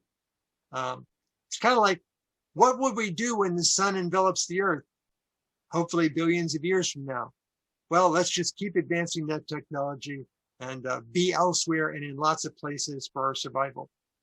So that's the fear-mongering slide. So if extraterrestrials did want to contact us, they would know how. If they've been around millions to billions of years longer than us, they would certainly understand our primitive technological communications mechanisms. They would not use their native technology if it's quantum entanglement. They would just go, we know what channel to talk to you on. Think of it like if we were the advanced species wanting to communicate to a far less advanced tribe somewhere, and that tribe was communicating using smoke signals. If we wanted to talk in their language, we might use smoke signals coming from someplace over the hill. So they would talk down to us using radio. They could interrupt, broadcast TV, but that would probably be too scary for the locals. They're more likely going to interrupt some national government radio, private communications that, we might think is encrypted, but is not. So they might talk to our world leaders first, like, hey guys, next Thursday, we're coming into town. You might want to roll out the welcome wagon. And that may be what the military is doing currently, under the presumption that, the FOIA Act made us release it. Nope, they've already received by the way, we're coming next Thursday. And in June, we're going to have this report. If the report says nothing to see here, then probably not. If the report says, yeah, we knew about it. Yeah, they're coming next Thursday. Deal with it, folks. So they would talk to the government first. Hopefully all all governments in your native language. So much like if we want to communicate with a tribe, we learn the tribe's language. We don't expect the tribe to learn our language. We have sociologically progressed because back in the days when we conquered Central and South America, we said, we're not going to waste time trying to learn your language. Your language is now defunct. You either learn our language or you're dead, which is why so many people speak Spanish when they come to the US, Spanish or Portuguese, because a long time ago they were told, speak this language or else. And now when they come to the US, that's their native language, the language they were told to speak. So anyway, but okay, can I interrupt, Monroe? Sure. Okay, now, even 10 years ago, we wouldn't be having this discussion as though there are, intelligence from other planets. I would be laughed off the stage, as the saying goes. It's only by the fact that we've detected planets around other stars in our galaxy, not too far from us. We've detected planets around Proxima Centauri, which is only about 4 light years away. So we didn't detect life on them, but we detected the, planets in the so-called habitable zone. Well, if it's that easy to find them, then the Drake equation for how many intelligent species there are in our galaxy just went up a lot of notches. And therefore, we're starting to take things more seriously.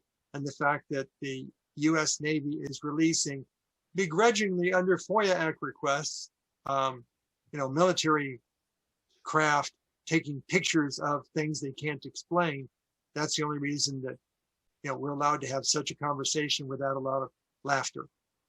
So now, you said the United States military, and you've referred to that a couple times, though China's come into the conversation a couple times, but I don't know if the whole world is on board now and saying, and I don't know if they weren't on board before. Yes, they are. 60 Minutes. What, 60 Minutes? Yeah, Marco Rubio was on 60 Minutes. He thinks that there might be a threat to our military. Right. Yeah, because they have faster than light travel. They're afraid of a few jets with bullets and missiles. Yeah. Okay. But I'm talking about... And therefore, we should release all the information to our people who really want to destroy us here on Earth. Yes, which is why the Biden administration has a military report coming out towards the end of June. That would be interesting reading. Oh, really? Yeah. It's supposed to, in the absence of a FOIA request, be the U.S. military finally coming clean. We shall see. Okay. So now I don't know why I just assumed everybody thought the same way. I gather my intellect sort of blinded me to think that everybody in the world didn't think UFOs existed and they had been covering them up like we were. Oh, no. We do know that the British government had their own investigation program. And there's a guy whose last name is Pope. I've forgotten his first name. He actually led that program for the UK government for a number of years. You can find him on the Sci-Fi Channel, on Ancient Aliens and those kind of things. Yeah, but then we sort of scuffed at them for years, right? Yeah. The other thing is the Russian government does have their own alien investigation programs, but they're not letting anything out at this time. And they have no Freedom of Information Act that would force them to. And the Chinese government also has the same sort of thing. So now in the past, they have been looking at aliens the same way that we did, as far as we know. Well, think of it this way. If there's something that you detect with your military and you cannot explain it, and you find no means of coming up technologically on par with it, you have to consider it a threat. You have to investigate it. There's just no two ways about it. Otherwise, what good is the military? It's like saying, okay, if the Russians come up with hypersonic missiles, we shouldn't look into that. We should wait for them to actually, land a few nukes on us using hypersonic missiles. No, of course, we're going to be studying the hell out of that stuff. Same thing. If you find any evidence that there is a technology that is more advanced than yours, you best be studying it if your job role is military. So if they want to communicate with us, they would communicate with us in the native language of each nation with which they're communicating. If they've had enough time to master faster than light travel to get here, then they probably have something far better than Google Translate. Okay, so the world is sort of opening up generally, though we don't know how Russia and China are doing. Right, but we know that from our own clandestine investigations of what their governments do, we know they have their own extraterrestrial investigation programs. And I know you go to some international ones. You were talking at the beginning of the meeting. Are they opening up and talking about this stuff now? they're waiting for the U.S. to take the lead is the best way to describe it.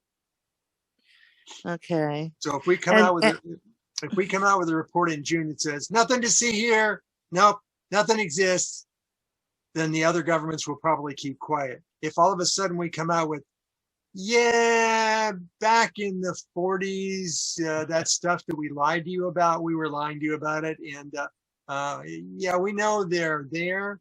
We know that our military doesn't currently have any way of coping with it. And we know that to get here, they had to be going faster than light, which we cannot do. And their aircraft, if they can call them aircraft, because they're not aerodynamic, maybe they're using anti-gravity. We don't know. We don't have that technology. So if we truly come clean, I think it will be the openness that other governments will utilize to also come clean. But it's hard to come clean if you don't have any real evidence. So they're going to have to. What's have real evidence? Real Well, evidence. you want a UFO to shoot to blow up a U.S. aircraft carrier with live footage? No, we have No. a show called Debris, right?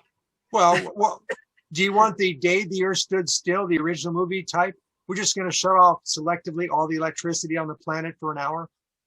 No, but I'd like to have Area 1 exist and had some kind of, parts of something like a museum of UFO items or something. That's all fake news.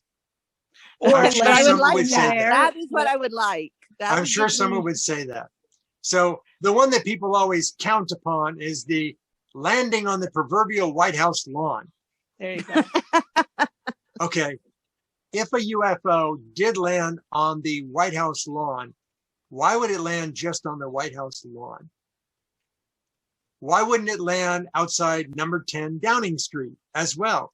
Why wouldn't it land outside the Kremlin? Why wouldn't they simultaneously land a couple of hundred alien craft at the doorstep of every worldwide government? Independence Day. Yes. But a difference. In this case, they're trying to be friendly. Oh, okay. Good. Good. I like Or that. another example movie that's a more farcical one is Mars Attacks. They look like Okay. they're trying to make friends with us just to sucker punch us. Well, on the other hand, maybe they really would come here to serve man.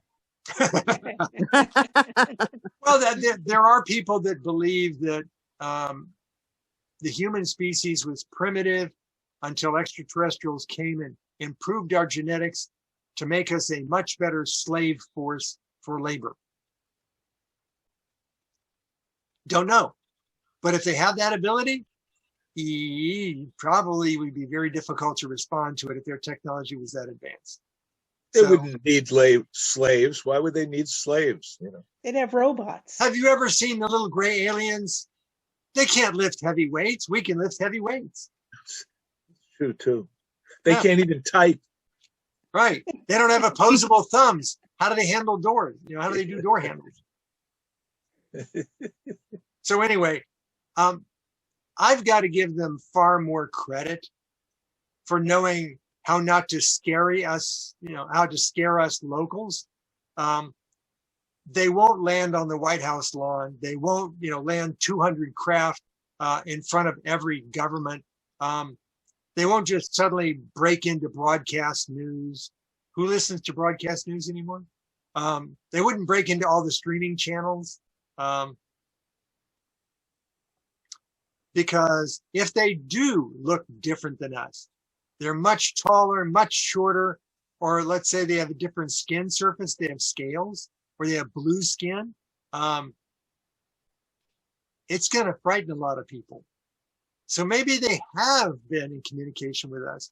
And those things about, yes, they've been landing at Area 51, and we have the underground base where we've been negotiating kind of UN style with them.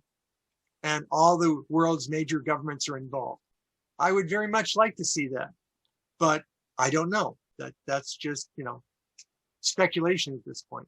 In your opinion, how likely do you think it is that these Navy videos portray actual extraterrestrial craft? I won't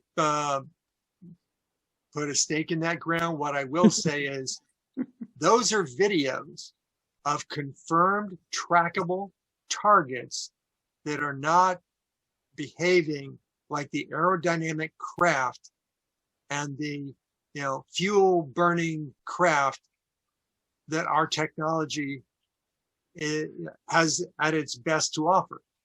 They're doing things that we cannot do with the technology that we have, and they're doing it with impunity. I think that they said that there was more than a dozen of these things that recently buzzed a U.S. aircraft carrier. They just literally showed up out of nowhere, zoomed around the aircraft carrier. We launched a few jets to try and follow them around, and we're unsuccessful at doing that because they can maneuver faster and better than we can. And then all of a sudden, they just started to disappear. So they popped up on radar out of nowhere, roamed around long enough for us to scramble jets that couldn't do anything about it, and then they went away. Let's hope that's not a government that is opposed to the U.S. political system. I would rather that be something from somewhere else. And they were just saying, there's not a damn thing you can do about it if we really wanted to, but we don't want to. We understand your limitations. We're just trying to nudge you into coming to grips with what's there. So which would I rather it be? I would rather it be extraterrestrials, because if it was terrestrial governments that have that advanced technology, that would be a problem for the U.S. It could be U.S. technology too. Well, there's people that think about that one as well. They say, that's just the CIA and dark money creating technology. Why would we buzz our own aircraft carrier? Just to create smoke screen, create fakeness to say, let's keep ourselves undercover as if we're aliens and we're going to fly around with impunity. So if you see one of these things buzzing your house, you're just going to go, oh, that's the aliens. When in reality, it's U.S. government. Sure. Could be. We'll see the end of next month. Yeah. What about, I know this is sort of a gray area, but don't talk about the grays. This is the area where we belong. A lot of us belong to two clubs, and I'd like to know if the philosophy for, because I know we didn't talk about UFOs very often at all. It was sort of in the other group. No, because one of the baselines of the other group is, and this was something that we just did. It was our baseline, is we only present peer-reviewed science. And when it's not peer-reviewed science, we didn't bother presenting it in prepared content, or it was left for that 2-hour slot at the end when we're just freestyle chatting. So it was part of the club not to talk about it. I wouldn't say it's the clubs. It was literally the motif that Helen and I had been operating under for more than 10 years, is we're only going to do presentations to the public based upon peer-reviewed science. We're not going to talk about, belief systems or extraterrestrials or space aliens or any of that stuff. And the difference here is I'm not held to that. And if I'm going to talk along those lines, as I did, this is an opinion piece. This is not based upon peer-reviewed science in all instances. This is just something I see out there, and it's a mechanism for starting a conversation, getting people to think, because the end of next month is coming. And if the U.S. government says nothing to see here, I guess we're still nothing to see here until the next step. But if they say, yeah, we've been doing this for a while and they're coming next Thursday. I did see an advanced copy of the report. It's all weather balloons and swamp gas. That's the last report. That's the last report. Oh, Yeah. So will this be peer review that they will be basing their report on?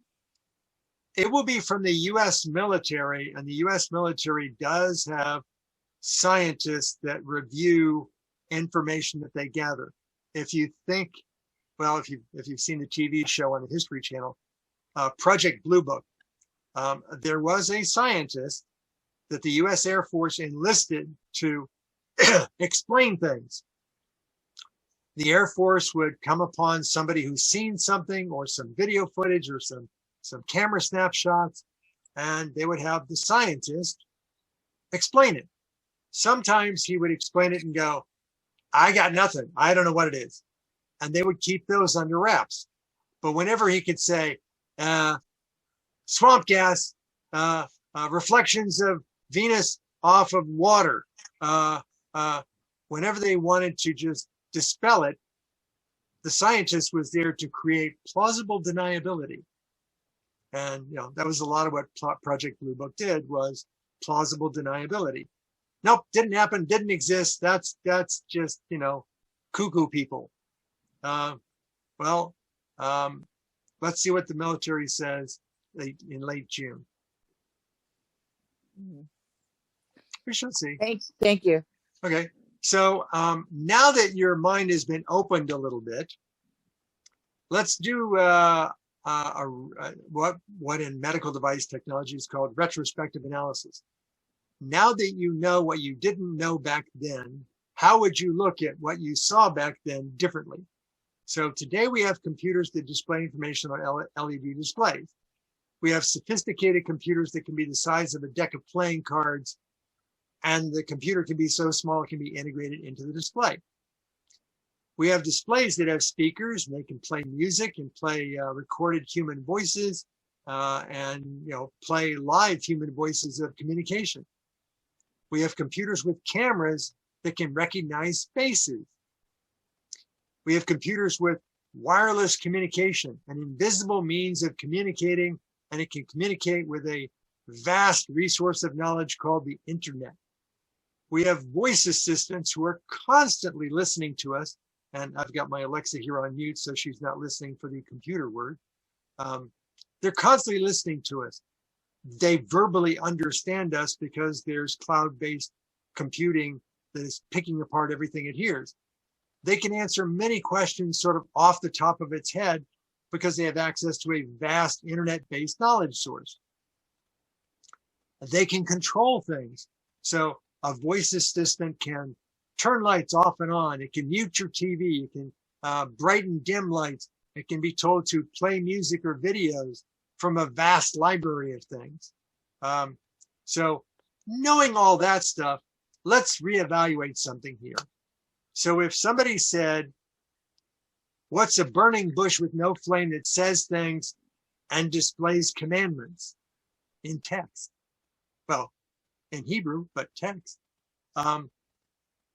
Now that you know about all the technology we have today, put yourself back a few thousand years and say, when they were attempting to describe a computer display that was speaking and producing text, what would be their baseline of understanding for describing it to someone else who had the same baseline of understanding?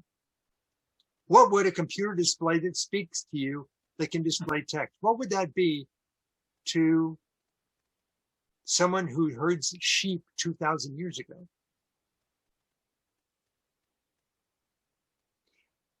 Of course, and on the other aspect of it, if you're someone who grew up like I did in Catholicism and actually went through catechism and got my check mark, if you understand that the Holy Trinity, one of them is the Holy Spirit.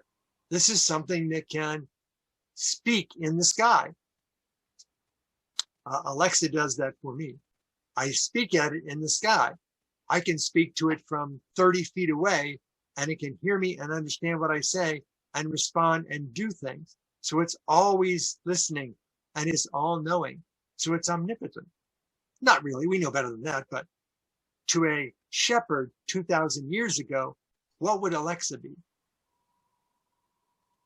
Of course, that's just my opinion. You're fully entitled to have your own belief systems, so long as you allow me to have mine. I think if you look at the converse, if you look at Joanne's argument before, I think just the converse makes more sense. We know people hallucinate, right?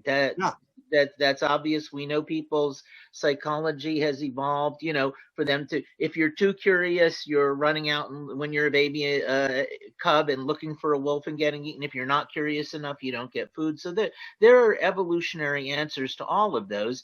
But taking the point of view that Joanne had earlier, all of those technologies you described evolved in the last 50 years. If there are space aliens, how come we don't have a single scrap of metal with an alloy that has a little more nickel and a little less tin that's a superconductor at room temperature?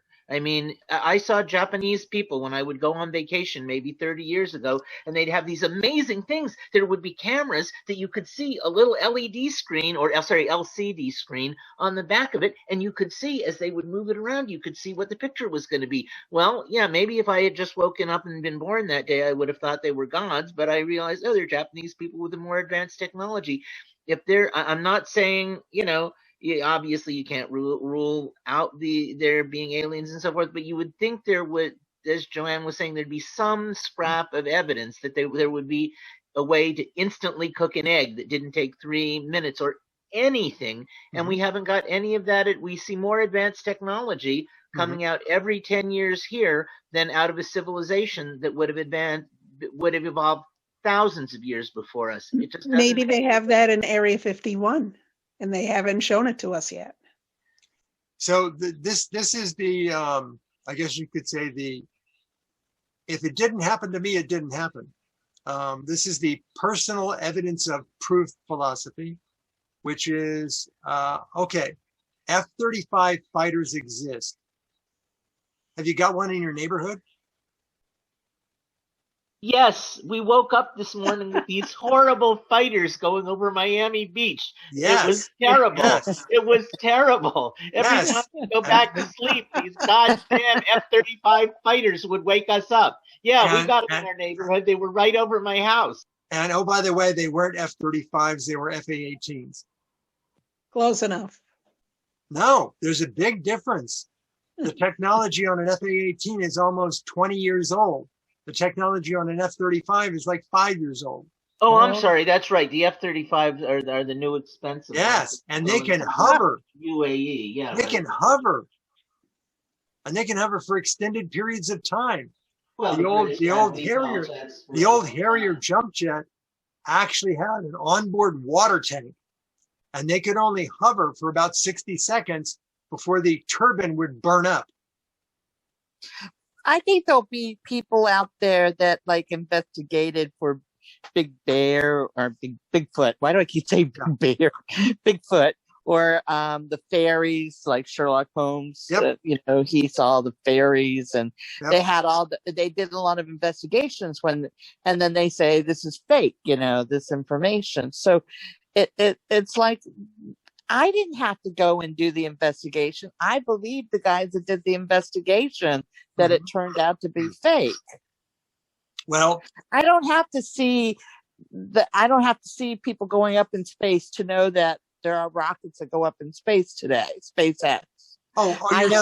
You're saying that there's not a certain percentage of the population that believes we never landed on the moon?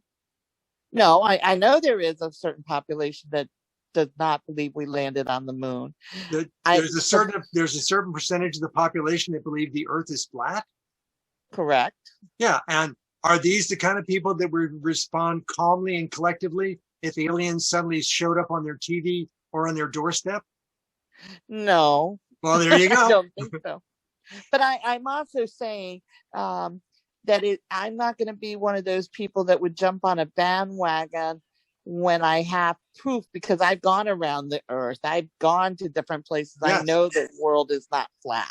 Yep. So I couldn't jump on their bandwagon.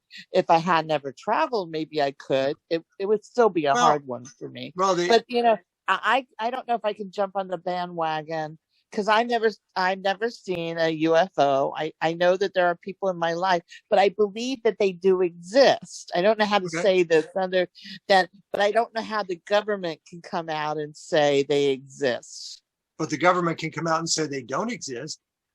Yes, they have. That's okay. what they have been doing. That's okay. That's very calming and reassuring. No, it's a way to get out of it. You know. Yes. If you say that it doesn't exist, it's much easier to do than to say it does exist. Because if it doesn't exist, you have to prove it. But we have if it doesn't exist, how can you go around and prove something doesn't exist, other than like they investigated Bigfoot, you know, and they proved that it was a fake. In another 10 years, the SETI program may shut down if they haven't found anything.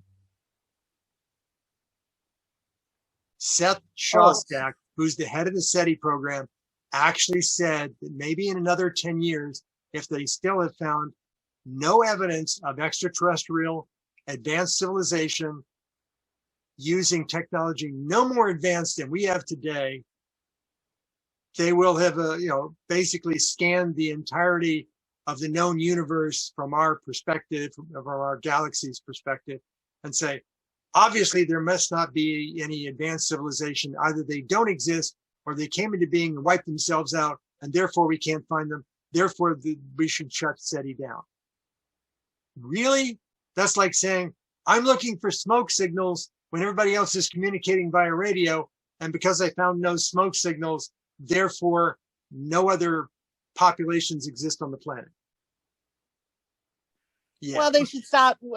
I think you would shut down SETI then, because if they're doing smoke signals and we know that there's other ways to communicate, then SETI shouldn't be doing what they're doing. Yes, unless they change their presentation. No. You're taking the smoke signals analogy as a matter of fact. No, okay. It's an analogy. It's an analogy. SETI is looking with the best technology we currently have available, which is radio and lasers. Well, any civilization that has been around for certainly thousands, if not millions of years longer, probably isn't using radio. So if we're expecting an advanced civilization to communicate in radio, good luck with that. Yeah, but it was using radio when the signals were propagated. But can I ask a quick question? Sure. Jack, did I understand that you not only communicated with the McMurdo station, that you were based there or something? No, that's Jack. He was doing a... Yeah, that's what I'm asking. I'm asking Jack. I'm asking Jack. Well, you can ask him, but he's not online. Oh, well, that's no good. He said that he was based there. Is that correct? No, he wasn't based there. He communicated with the base. Oh, okay. Yeah. Thanks. Yeah, in the vernacular of shortwave radio, he has a QSL card from McMurdo, which says, I heard what McMurdo was broadcasting at this time, at this frequency by this announcer, and you send that as a U.S. Postal Service letter to McMurdo, and then they send you back a postcard saying, you've been confirmed as actually having received communication from us. So. Joanne, I just want to tell you, you can rest assured your feelings are correct, because your friend here, me, has honestly, this is going back 40 years, and then more recently, maybe, I have to rethink how, maybe 20 years ago or 15, you were here in Florida, okay, to the point where I called it into SETI. I used to listen to Art Bell, Coast to Coast, and he always had people on from SETI, and you could call in any sightings. And let me tell you something, that was one of the freakiest nights of my life. It was not long after I came to Florida, long story short. I don't know if I ever told you about this. And we're talking about Sunrise, Florida. I'm walking home with my mother, just about to get into the apartment, and I look up, And I'm like, my mother doesn't get phased, okay? She just doesn't. Not that she's not intelligent, but it wasn't like, I almost passed out because I look up and it's a condominium complex and I'm telling you, this thing was over my head. It took up the entire space between the buildings. Now I'm going to tell you, don't laugh. The moon was almost like a full moon and it was in this dead bullseye center. Now, I can tell you, it was so long ago that I was able to call the Fort Lauderdale airport. I didn't know what to do. I had to know something. They answered the phone. This is to tell you how long ago it was. And they said to me, they actually went out and looked and to see what they could see. And I was, quite west of where they were, obviously. But they said, atmospheric phenomenon. I can't say that word well. I have never accepted that, okay? Because I had read other stories where you could sort of see through a craft and maybe you'd see the moon. It was not like a normal thing in any way, shape, or form. I never forgot it. And then years later, about, like I said, maybe 15 years ago or something of that nature, in Sunrise also, like maybe a block from where this happened, I don't know to this day what it was, but I was walking home on Nob Hill Road and nobody else was around. And there were like what I thought, like when a business opens up and they have the spotlights sometimes shining way high up, or movie premiere or something. Well, this was in Sunrise, Florida. And I'm like, what are those little circles? I was alone. Little circles, or lights, you want to say, spots up in the sky. None of this is imaginary. They were moving. They were just going like back and forth. I'm like, what store is opening up? What is that? And I swear it felt like they were following me around the corner when I turned a corner. And I think that actually happened one other time. And I have never forgotten these incidents and I have no explanation. But that first one was a kick in the head when it was over my head. And it was enormous. It was I'm getting choked up thinking about this from 40 years ago. I've always believed in this. And you did confuse me earlier, Monroe, when you were saying, I'm not sure I get what you really feel, because you were saying that I did learn a lot about, you're making quite logical sense, as you always do, about the radio waves and how they would contact us or how we could contact them. And but I'm not clear on what your actual bottom line belief is. Do you believe in them? I give the universe credit for two things. One being vast, having lots of stars and planets. And the second thing is, just because we can't have a technology doesn't mean that I'm going to deny the rest of the universe a more advanced technology. So can extraterrestrials exist? Absolutely. Right. Do they exist? I'm not quite sure yet, but I'm eager to hear what the U.S. military has to say in late June.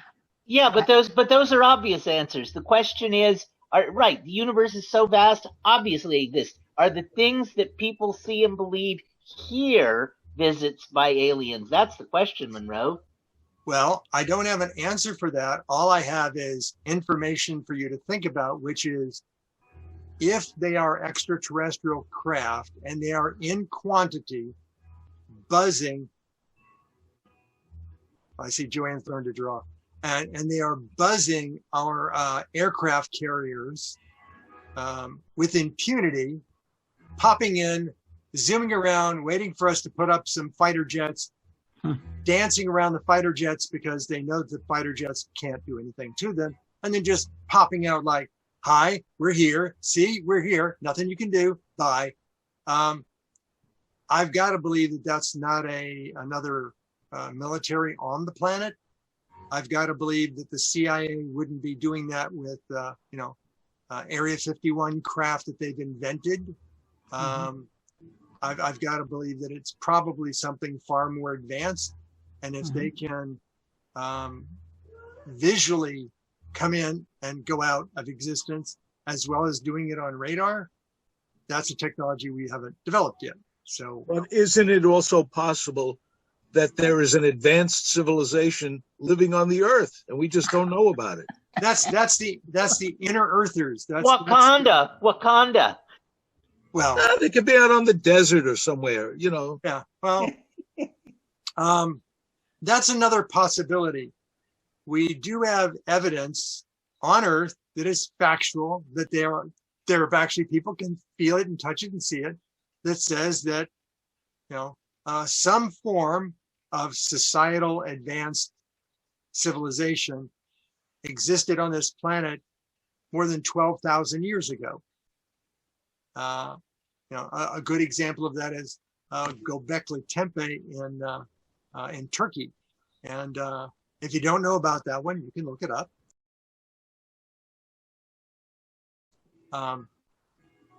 That's kind of a shocker that the climate at that location was different that many thousands of years ago.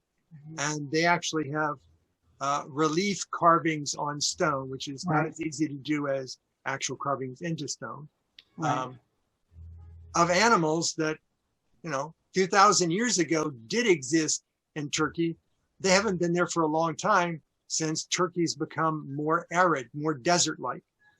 And those complexes were buried under the sand deliberately, not like, you know, sand dunes. They were actually buried and packed in. So they wanted to create these sites and then cover them for someone in the future to find. The In Search of Ancient Aliens was a book, a movie, and they had the carvings of what's supposed to have been, I'll say, spacemen, rocket ships. I don't remember where that was supposed to be, and now I don't remember if it was real. A lot of the Ancient Aliens is rehashing stuff simply to sell more. You know, they have conventions that they make a fortune off of. You know, they have video programs that they sell. They are motivation for you to pay monthly for the History Channel streaming service. You know, they have a lot of money behind why they're saying what they're saying. There's a lot of money behind a lot of this, and one of my thoughts are that this them coming out and saying, well, there's going to be a June report. Well, somebody might have found out that maybe they have an annual report that they do on UFOs, and that this isn't going to be really anything big. They just happen to do it every 5 years. Well, then the same Freedom of Information request that got the 3 videos from the U.S. Navy. If there's an annual report and they were vaguely aware of it, they could file a Freedom of Information request for that annual report, and we would have seen it for the last, you know, dozen years. Oh, this is a report that the U.S. Air Force has been tasked to come out with towards the end of June, and we'll see what they say. Oh, it's not the Navy, it's the Air Force. No, it's the Air Force that's coming out with it. Princess Nancy, the carvings I referred to were not real? You heard of them, right? The what? The carvings back on walls where I don't remember where it was supposed to be.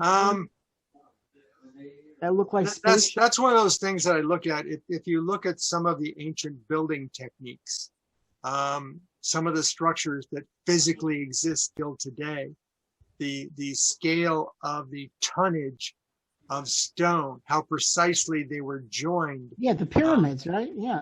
Well, right? not specifically the pyramids, but in South America and the high altitudes where there are no trees to create wood rollers to roll the stones on.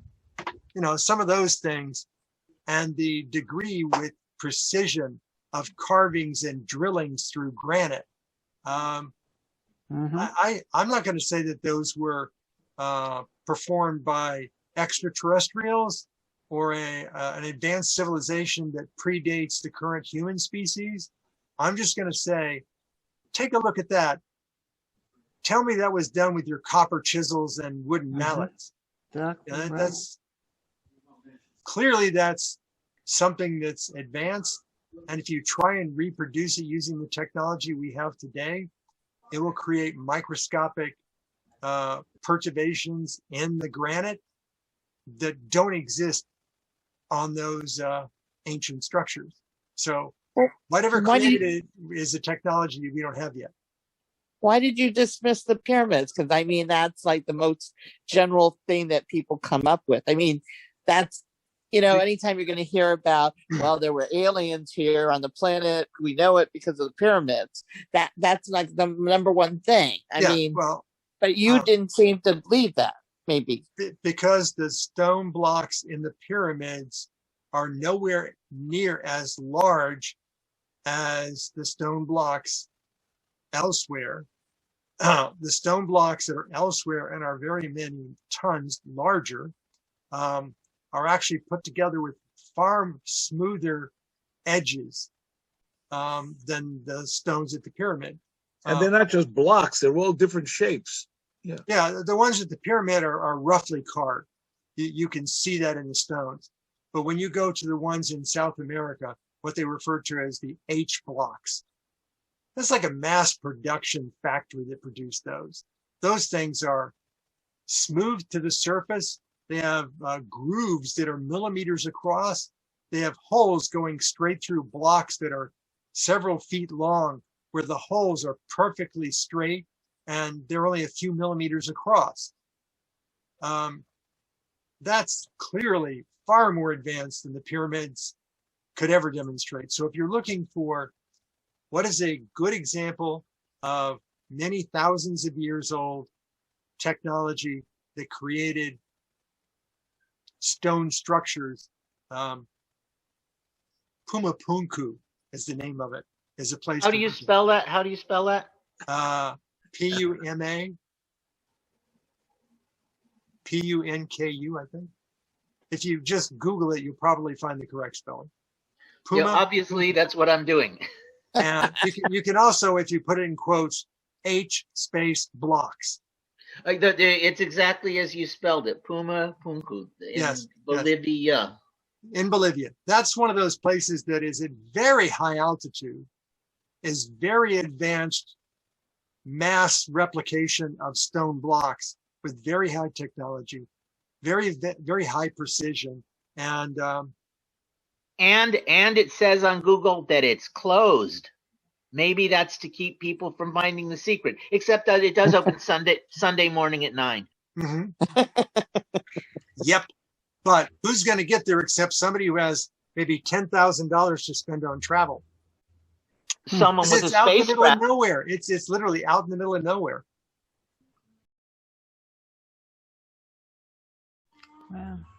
So anyway, if there is an extraterrestrial species, and they are many thousands of years more advanced to us, and they've gone beyond faster than light travel, and they wanted to come say hi, they would have a rational understanding of our fear and trepidation of things more advanced than us, more capable than us, and we would be, for the most part, scared out of our skins, because not only would it be frightening technology, and any sufficiently advanced technology is indistinguishable from magic, or maybe religion, dogma, then they would know better than to just show up everywhere and go, hi, we're here.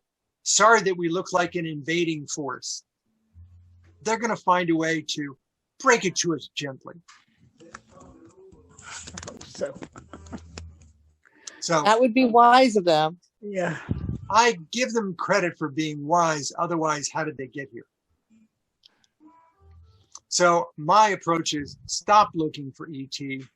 If they are no more advanced than us, we might be able to detect them light years away, but unable to visit or communicate with them without a multi-generational spacecraft and multi-generational two-way communication delay. So, well, the new program out there is the Resident Alien. Well, that's science fiction. Science fiction, and he wants to kill everybody. Now he sort of likes some people now. There is another another science fiction fantasy pathway along the lines of extraterrestrials. That's the best way to describe it is the doofus alien. And there's been a couple of movies about this where somehow an alien tourist gets stranded on Earth, and it's totally a fish out of water kind of thing. And that's what Resident Alien's all about, is Sure, he's been given a mission to destroy all life on the earth, but he's bad at it. Yeah. He doesn't get us. He's Yeah. that is literally a storyline plot out of the big book of, movie and TV programs. It's called Fish Out of Water. What would be the behavior of a fish if you just take them out of water, sit them up on land? Well, they would flop about. Eventually, they would die. But it would be a good storyline in the meantime. Well, that's what Resident Alien is. He's far more capable. He's more threatening to Earth than Earth can be to him. But he has the ability to accidentally kill people, or deliberately if he really thought about doing it.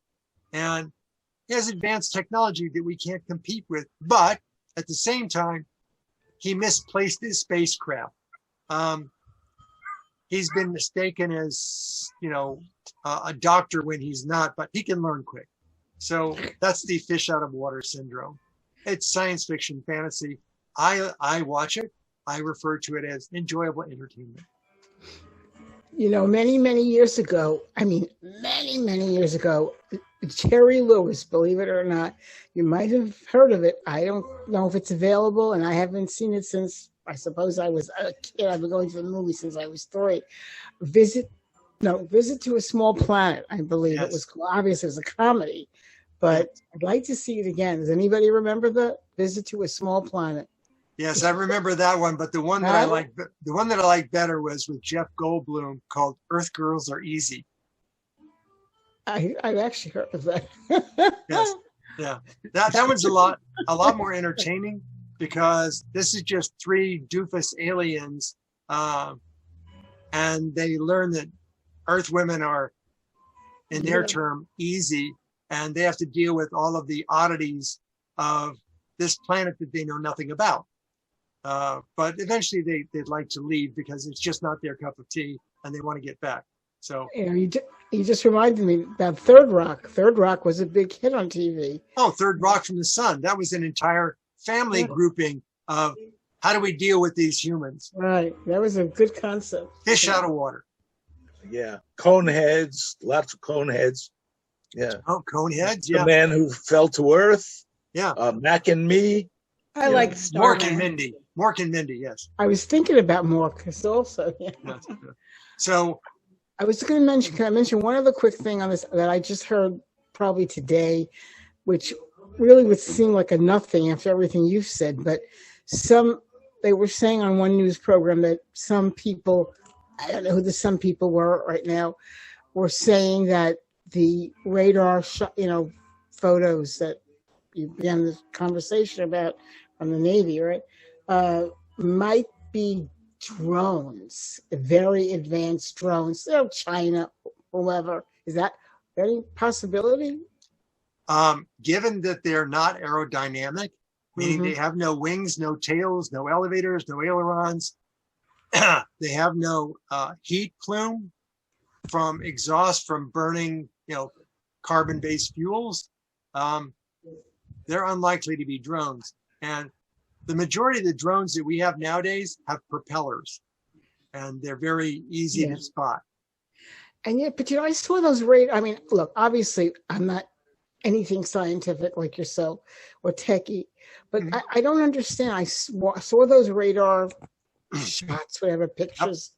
I couldn't even make out what they were trying to point out. They didn't use a pointer.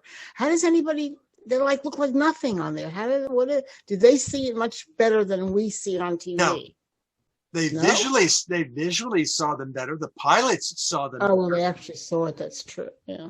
Yeah, but the available technology that they had, even though those planes are still flying today, the available technology that they had is 15 to 20 years old. So imagine you grabbing your cell phone from 20 years ago and taking a picture of something that's a mile away. It's amazing if they haven't advanced that. They have.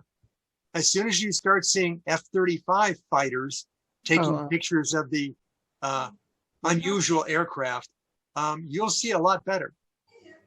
But they haven't released those yet. So if all of a sudden somebody files a Freedom of Information Act with the Air Force, not the Navy, you may see some better footage. You think they've already taken the pictures? We just haven't seen them? Is that what you're saying? Okay, if the extraterrestrials, if they are that, if they're interested in our most advanced technology, which they seem to buzz aircraft carriers, nuclear power plants, missile launch sites, if they buzz those things, they're certainly going to buzz our latest aircraft technology just to see how good they are. And they are flying the F-35s? Oh, wait, we've been flying F-35s for the last few years. Maybe I've ever heard about that. Maybe 4 years. Number, Yeah.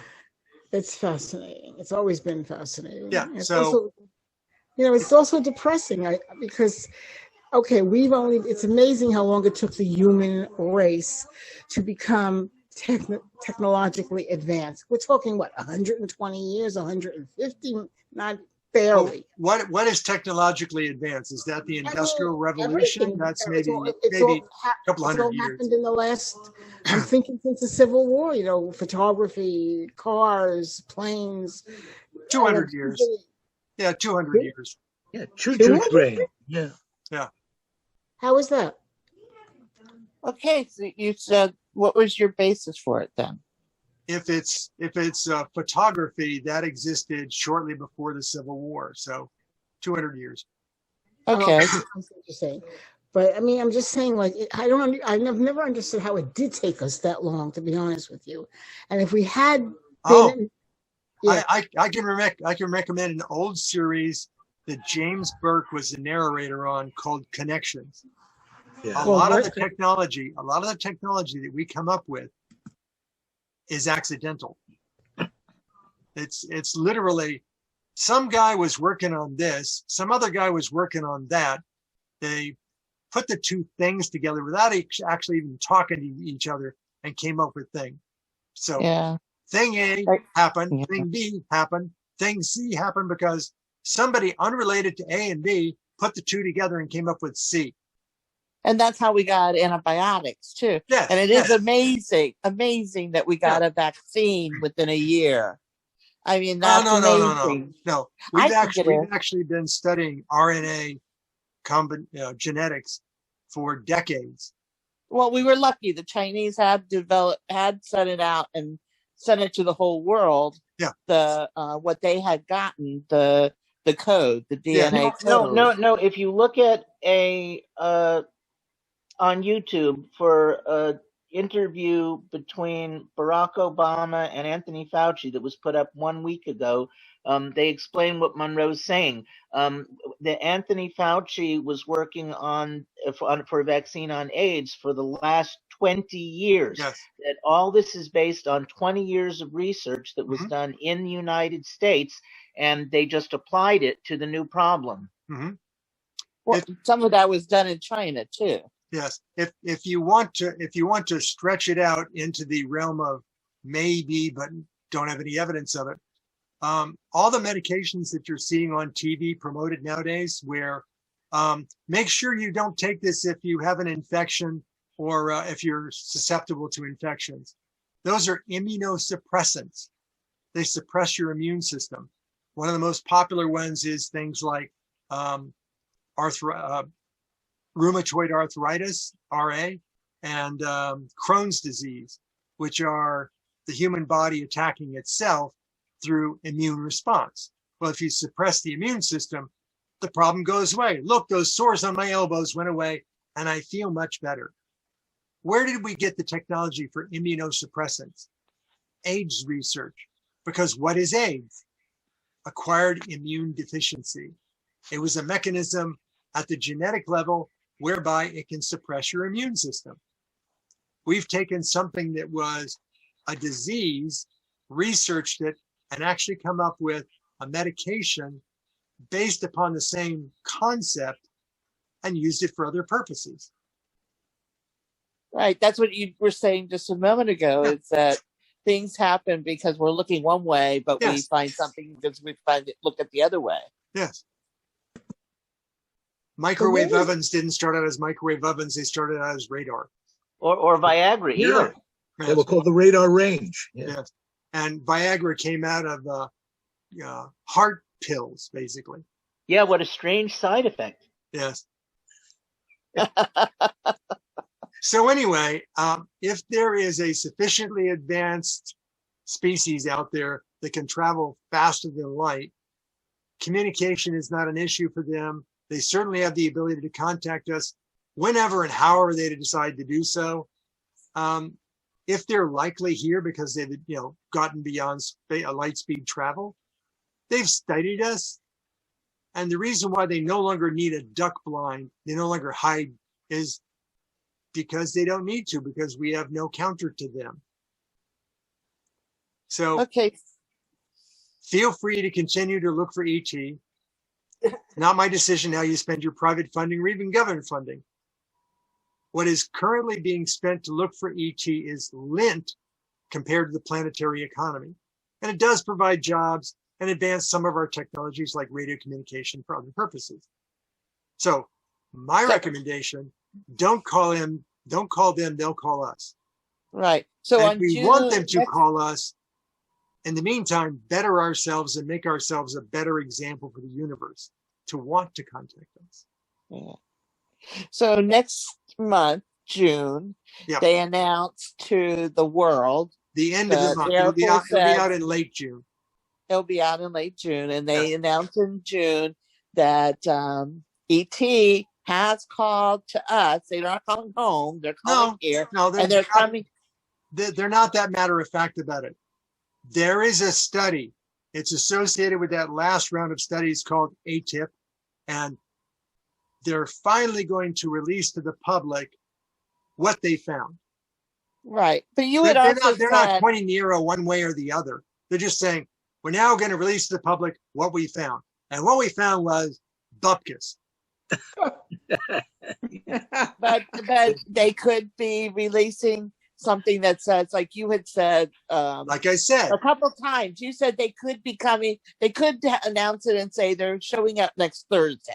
Yes, you said that. This report could be how do we break this gently to the general population of the planet? Uh-huh. So now, oh, by the way, now that we found a way to do that, they're coming next Thursday. So they're coming next Thursday. So our group will become very popular all of a sudden because people are going to be calling and coming here to see what to do. They're going to say, "What are you doing?" Yeah, and should we buy or sell cryptocurrency? Yeah, and for a lot of years, what I did with the other group was respond to emails and telephone calls of people reporting UFOs. And what I would do is I would use Stellarium or Starry Night, and I would say, now, what direction were you looking? At what time of day? Where are you located? And then I would simulate the night sky for their circumstance and go, that was Venus. It was not following you. Did it disappear? Yeah, I came out 2 hours later and it was gone. Yes, because the Earth rotates and Venus effectively set. It'll be there tomorrow night at about the same time. And after I tell them that, they don't come back anymore. Okay, but then you have the people that are going to say, okay, they're coming next Thursday. What are we going to do? We're going to have a checklist or something of how to welcome ET to the planet Earth, or are no. My guess is if they say they're coming next Thursday, it will be like Hitchhiker's Guide to the Galaxy. What they're really saying is they're coming next Thursday. Don't panic. And there's always a panic, but unless they're here to build a hyperspace bypass. But they're going to bring new advanced computer technology that will let us mine Bitcoin without hurting the environment. So we've already got a solution for that. To allow it, and it's a buy. It's a buy. We've already got a solution for that. Haven't you seen the new fully solar powered Bitcoin mining systems? No. Yes, take a look. That's their solution. Okay. Maybe I missed this being covered. Okay, so with this, report allegedly coming out, fine. They're going to talk about the quote unquote maybe new evidence. But I don't understand, how can they bypass, let's say there is this new evidence. I mean, we have sort of evidence and they're going to explain it maybe. But how do they completely bypass 70-year-old information from Roswell and 51? How does that just left in the dust? No, that's called the left hand of government not telling you what the right hand is doing. When something becomes a black project, becomes secret, gets federal secured funding for it, there may be rules on that funding that says in perpetuity, which means if the U.S. government was spending billions of dollars a year reverse engineering extraterrestrial technologies, and they've been doing so since the 1940s, right, that funding may be clandestine in perpetuity. And it's only with the advent of Freedom of Information Act to the newer stuff, like the AATIP program, that the federal government is obligated to release the information. So sure, they can say, that was then, we can't tell you about then. All we can tell you about is now. So you're saying we probably never know about anybody really, any remains there, or the reverse engineering, which I did know about because as I told you, I used to listen to Art Bell, Coast to Coast. Unfortunately, he passed on, and he had that guy on who died, the Colonel. You know who I mean? Philip Roth, not Philip Roth, something like that. He wrote a book. And it was fascinating. I mean, it seems absolutely authentic. Everything he said he saw the aliens. He said he knew about all that reverse engineering. And 70 years later, it's very upsetting to me because we wouldn't need much more than that if they would tell us what's going on there, what's been going on there. There are people that believe that the U.S. government, any government, can't keep a secret for long. And if you think that's the case, I advise you to do a Google search on Glomar Explorer. This was a top secret program that the CIA put together with assistance from Howard Hughes. They created what looked like an oil exploration derrick ship. So it looked like a ship, like a cargo ship, had a giant, what looked like oil derrick in the center of it with cranes and such, and an open hole in the bottom of the boat, a moon pool. The idea was that everybody on board the ship thought that what they were doing is offshore oil exploration using a ship rather than a fixed platform. And everybody that was on the ship, except for one compartment, knew that to be the case. There was another compartment on the ship that had US, CIA, clandestine operatives in it. And what they were doing was they were using the overhead crane to lower a grappling claw to pick up a Russian submarine that had sank and bring the submarine up and then store it in a compartment on board the ship without anyone ever knowing about it. They weren't successful at bringing up the entire submarine. They did bring up a section of it. And when they brought up the section of it, they actually found deceased Soviet Union sailors' bodies on board. And they held a traditional, respectful naval interment at sea ceremony and sent the Russians the video to let them know that they were respectful of what they found, but that the Soviet Union could do nothing about the fact that we now have their technology. It took decades before that information was made available to the public. So the US government can definitely keep a secret if it has a desire to. I just looked that up. Glomar Explorer. Yeah. Anyway, hey, guess what? We're after midnight. Oh no. I kept the audience of 1, 2, 3, 4, 5, 6, 7, 8, 9, 10. I kept an audience of 10. Wow, very nice. Excellent. Yeah. Looking on Google at at that site in Bolivia, Yes. they say the Parthenon was built 1,000 years before that, and nobody says it was aliens, and that there are lots of explanations that don't involve aliens for that one in Bolivia. Though it would still be nice to see, and I think it's only a few miles from Lake Titicaca. Yes. Now, as to how did they date it? I don't know. I guess first they asked it out for a cup of coffee, and then after that, if the cup of coffee worked out right, maybe lunch. Yeah. Go out for dinner. So how do you radiocarbon date something that's less than 1,000 years old?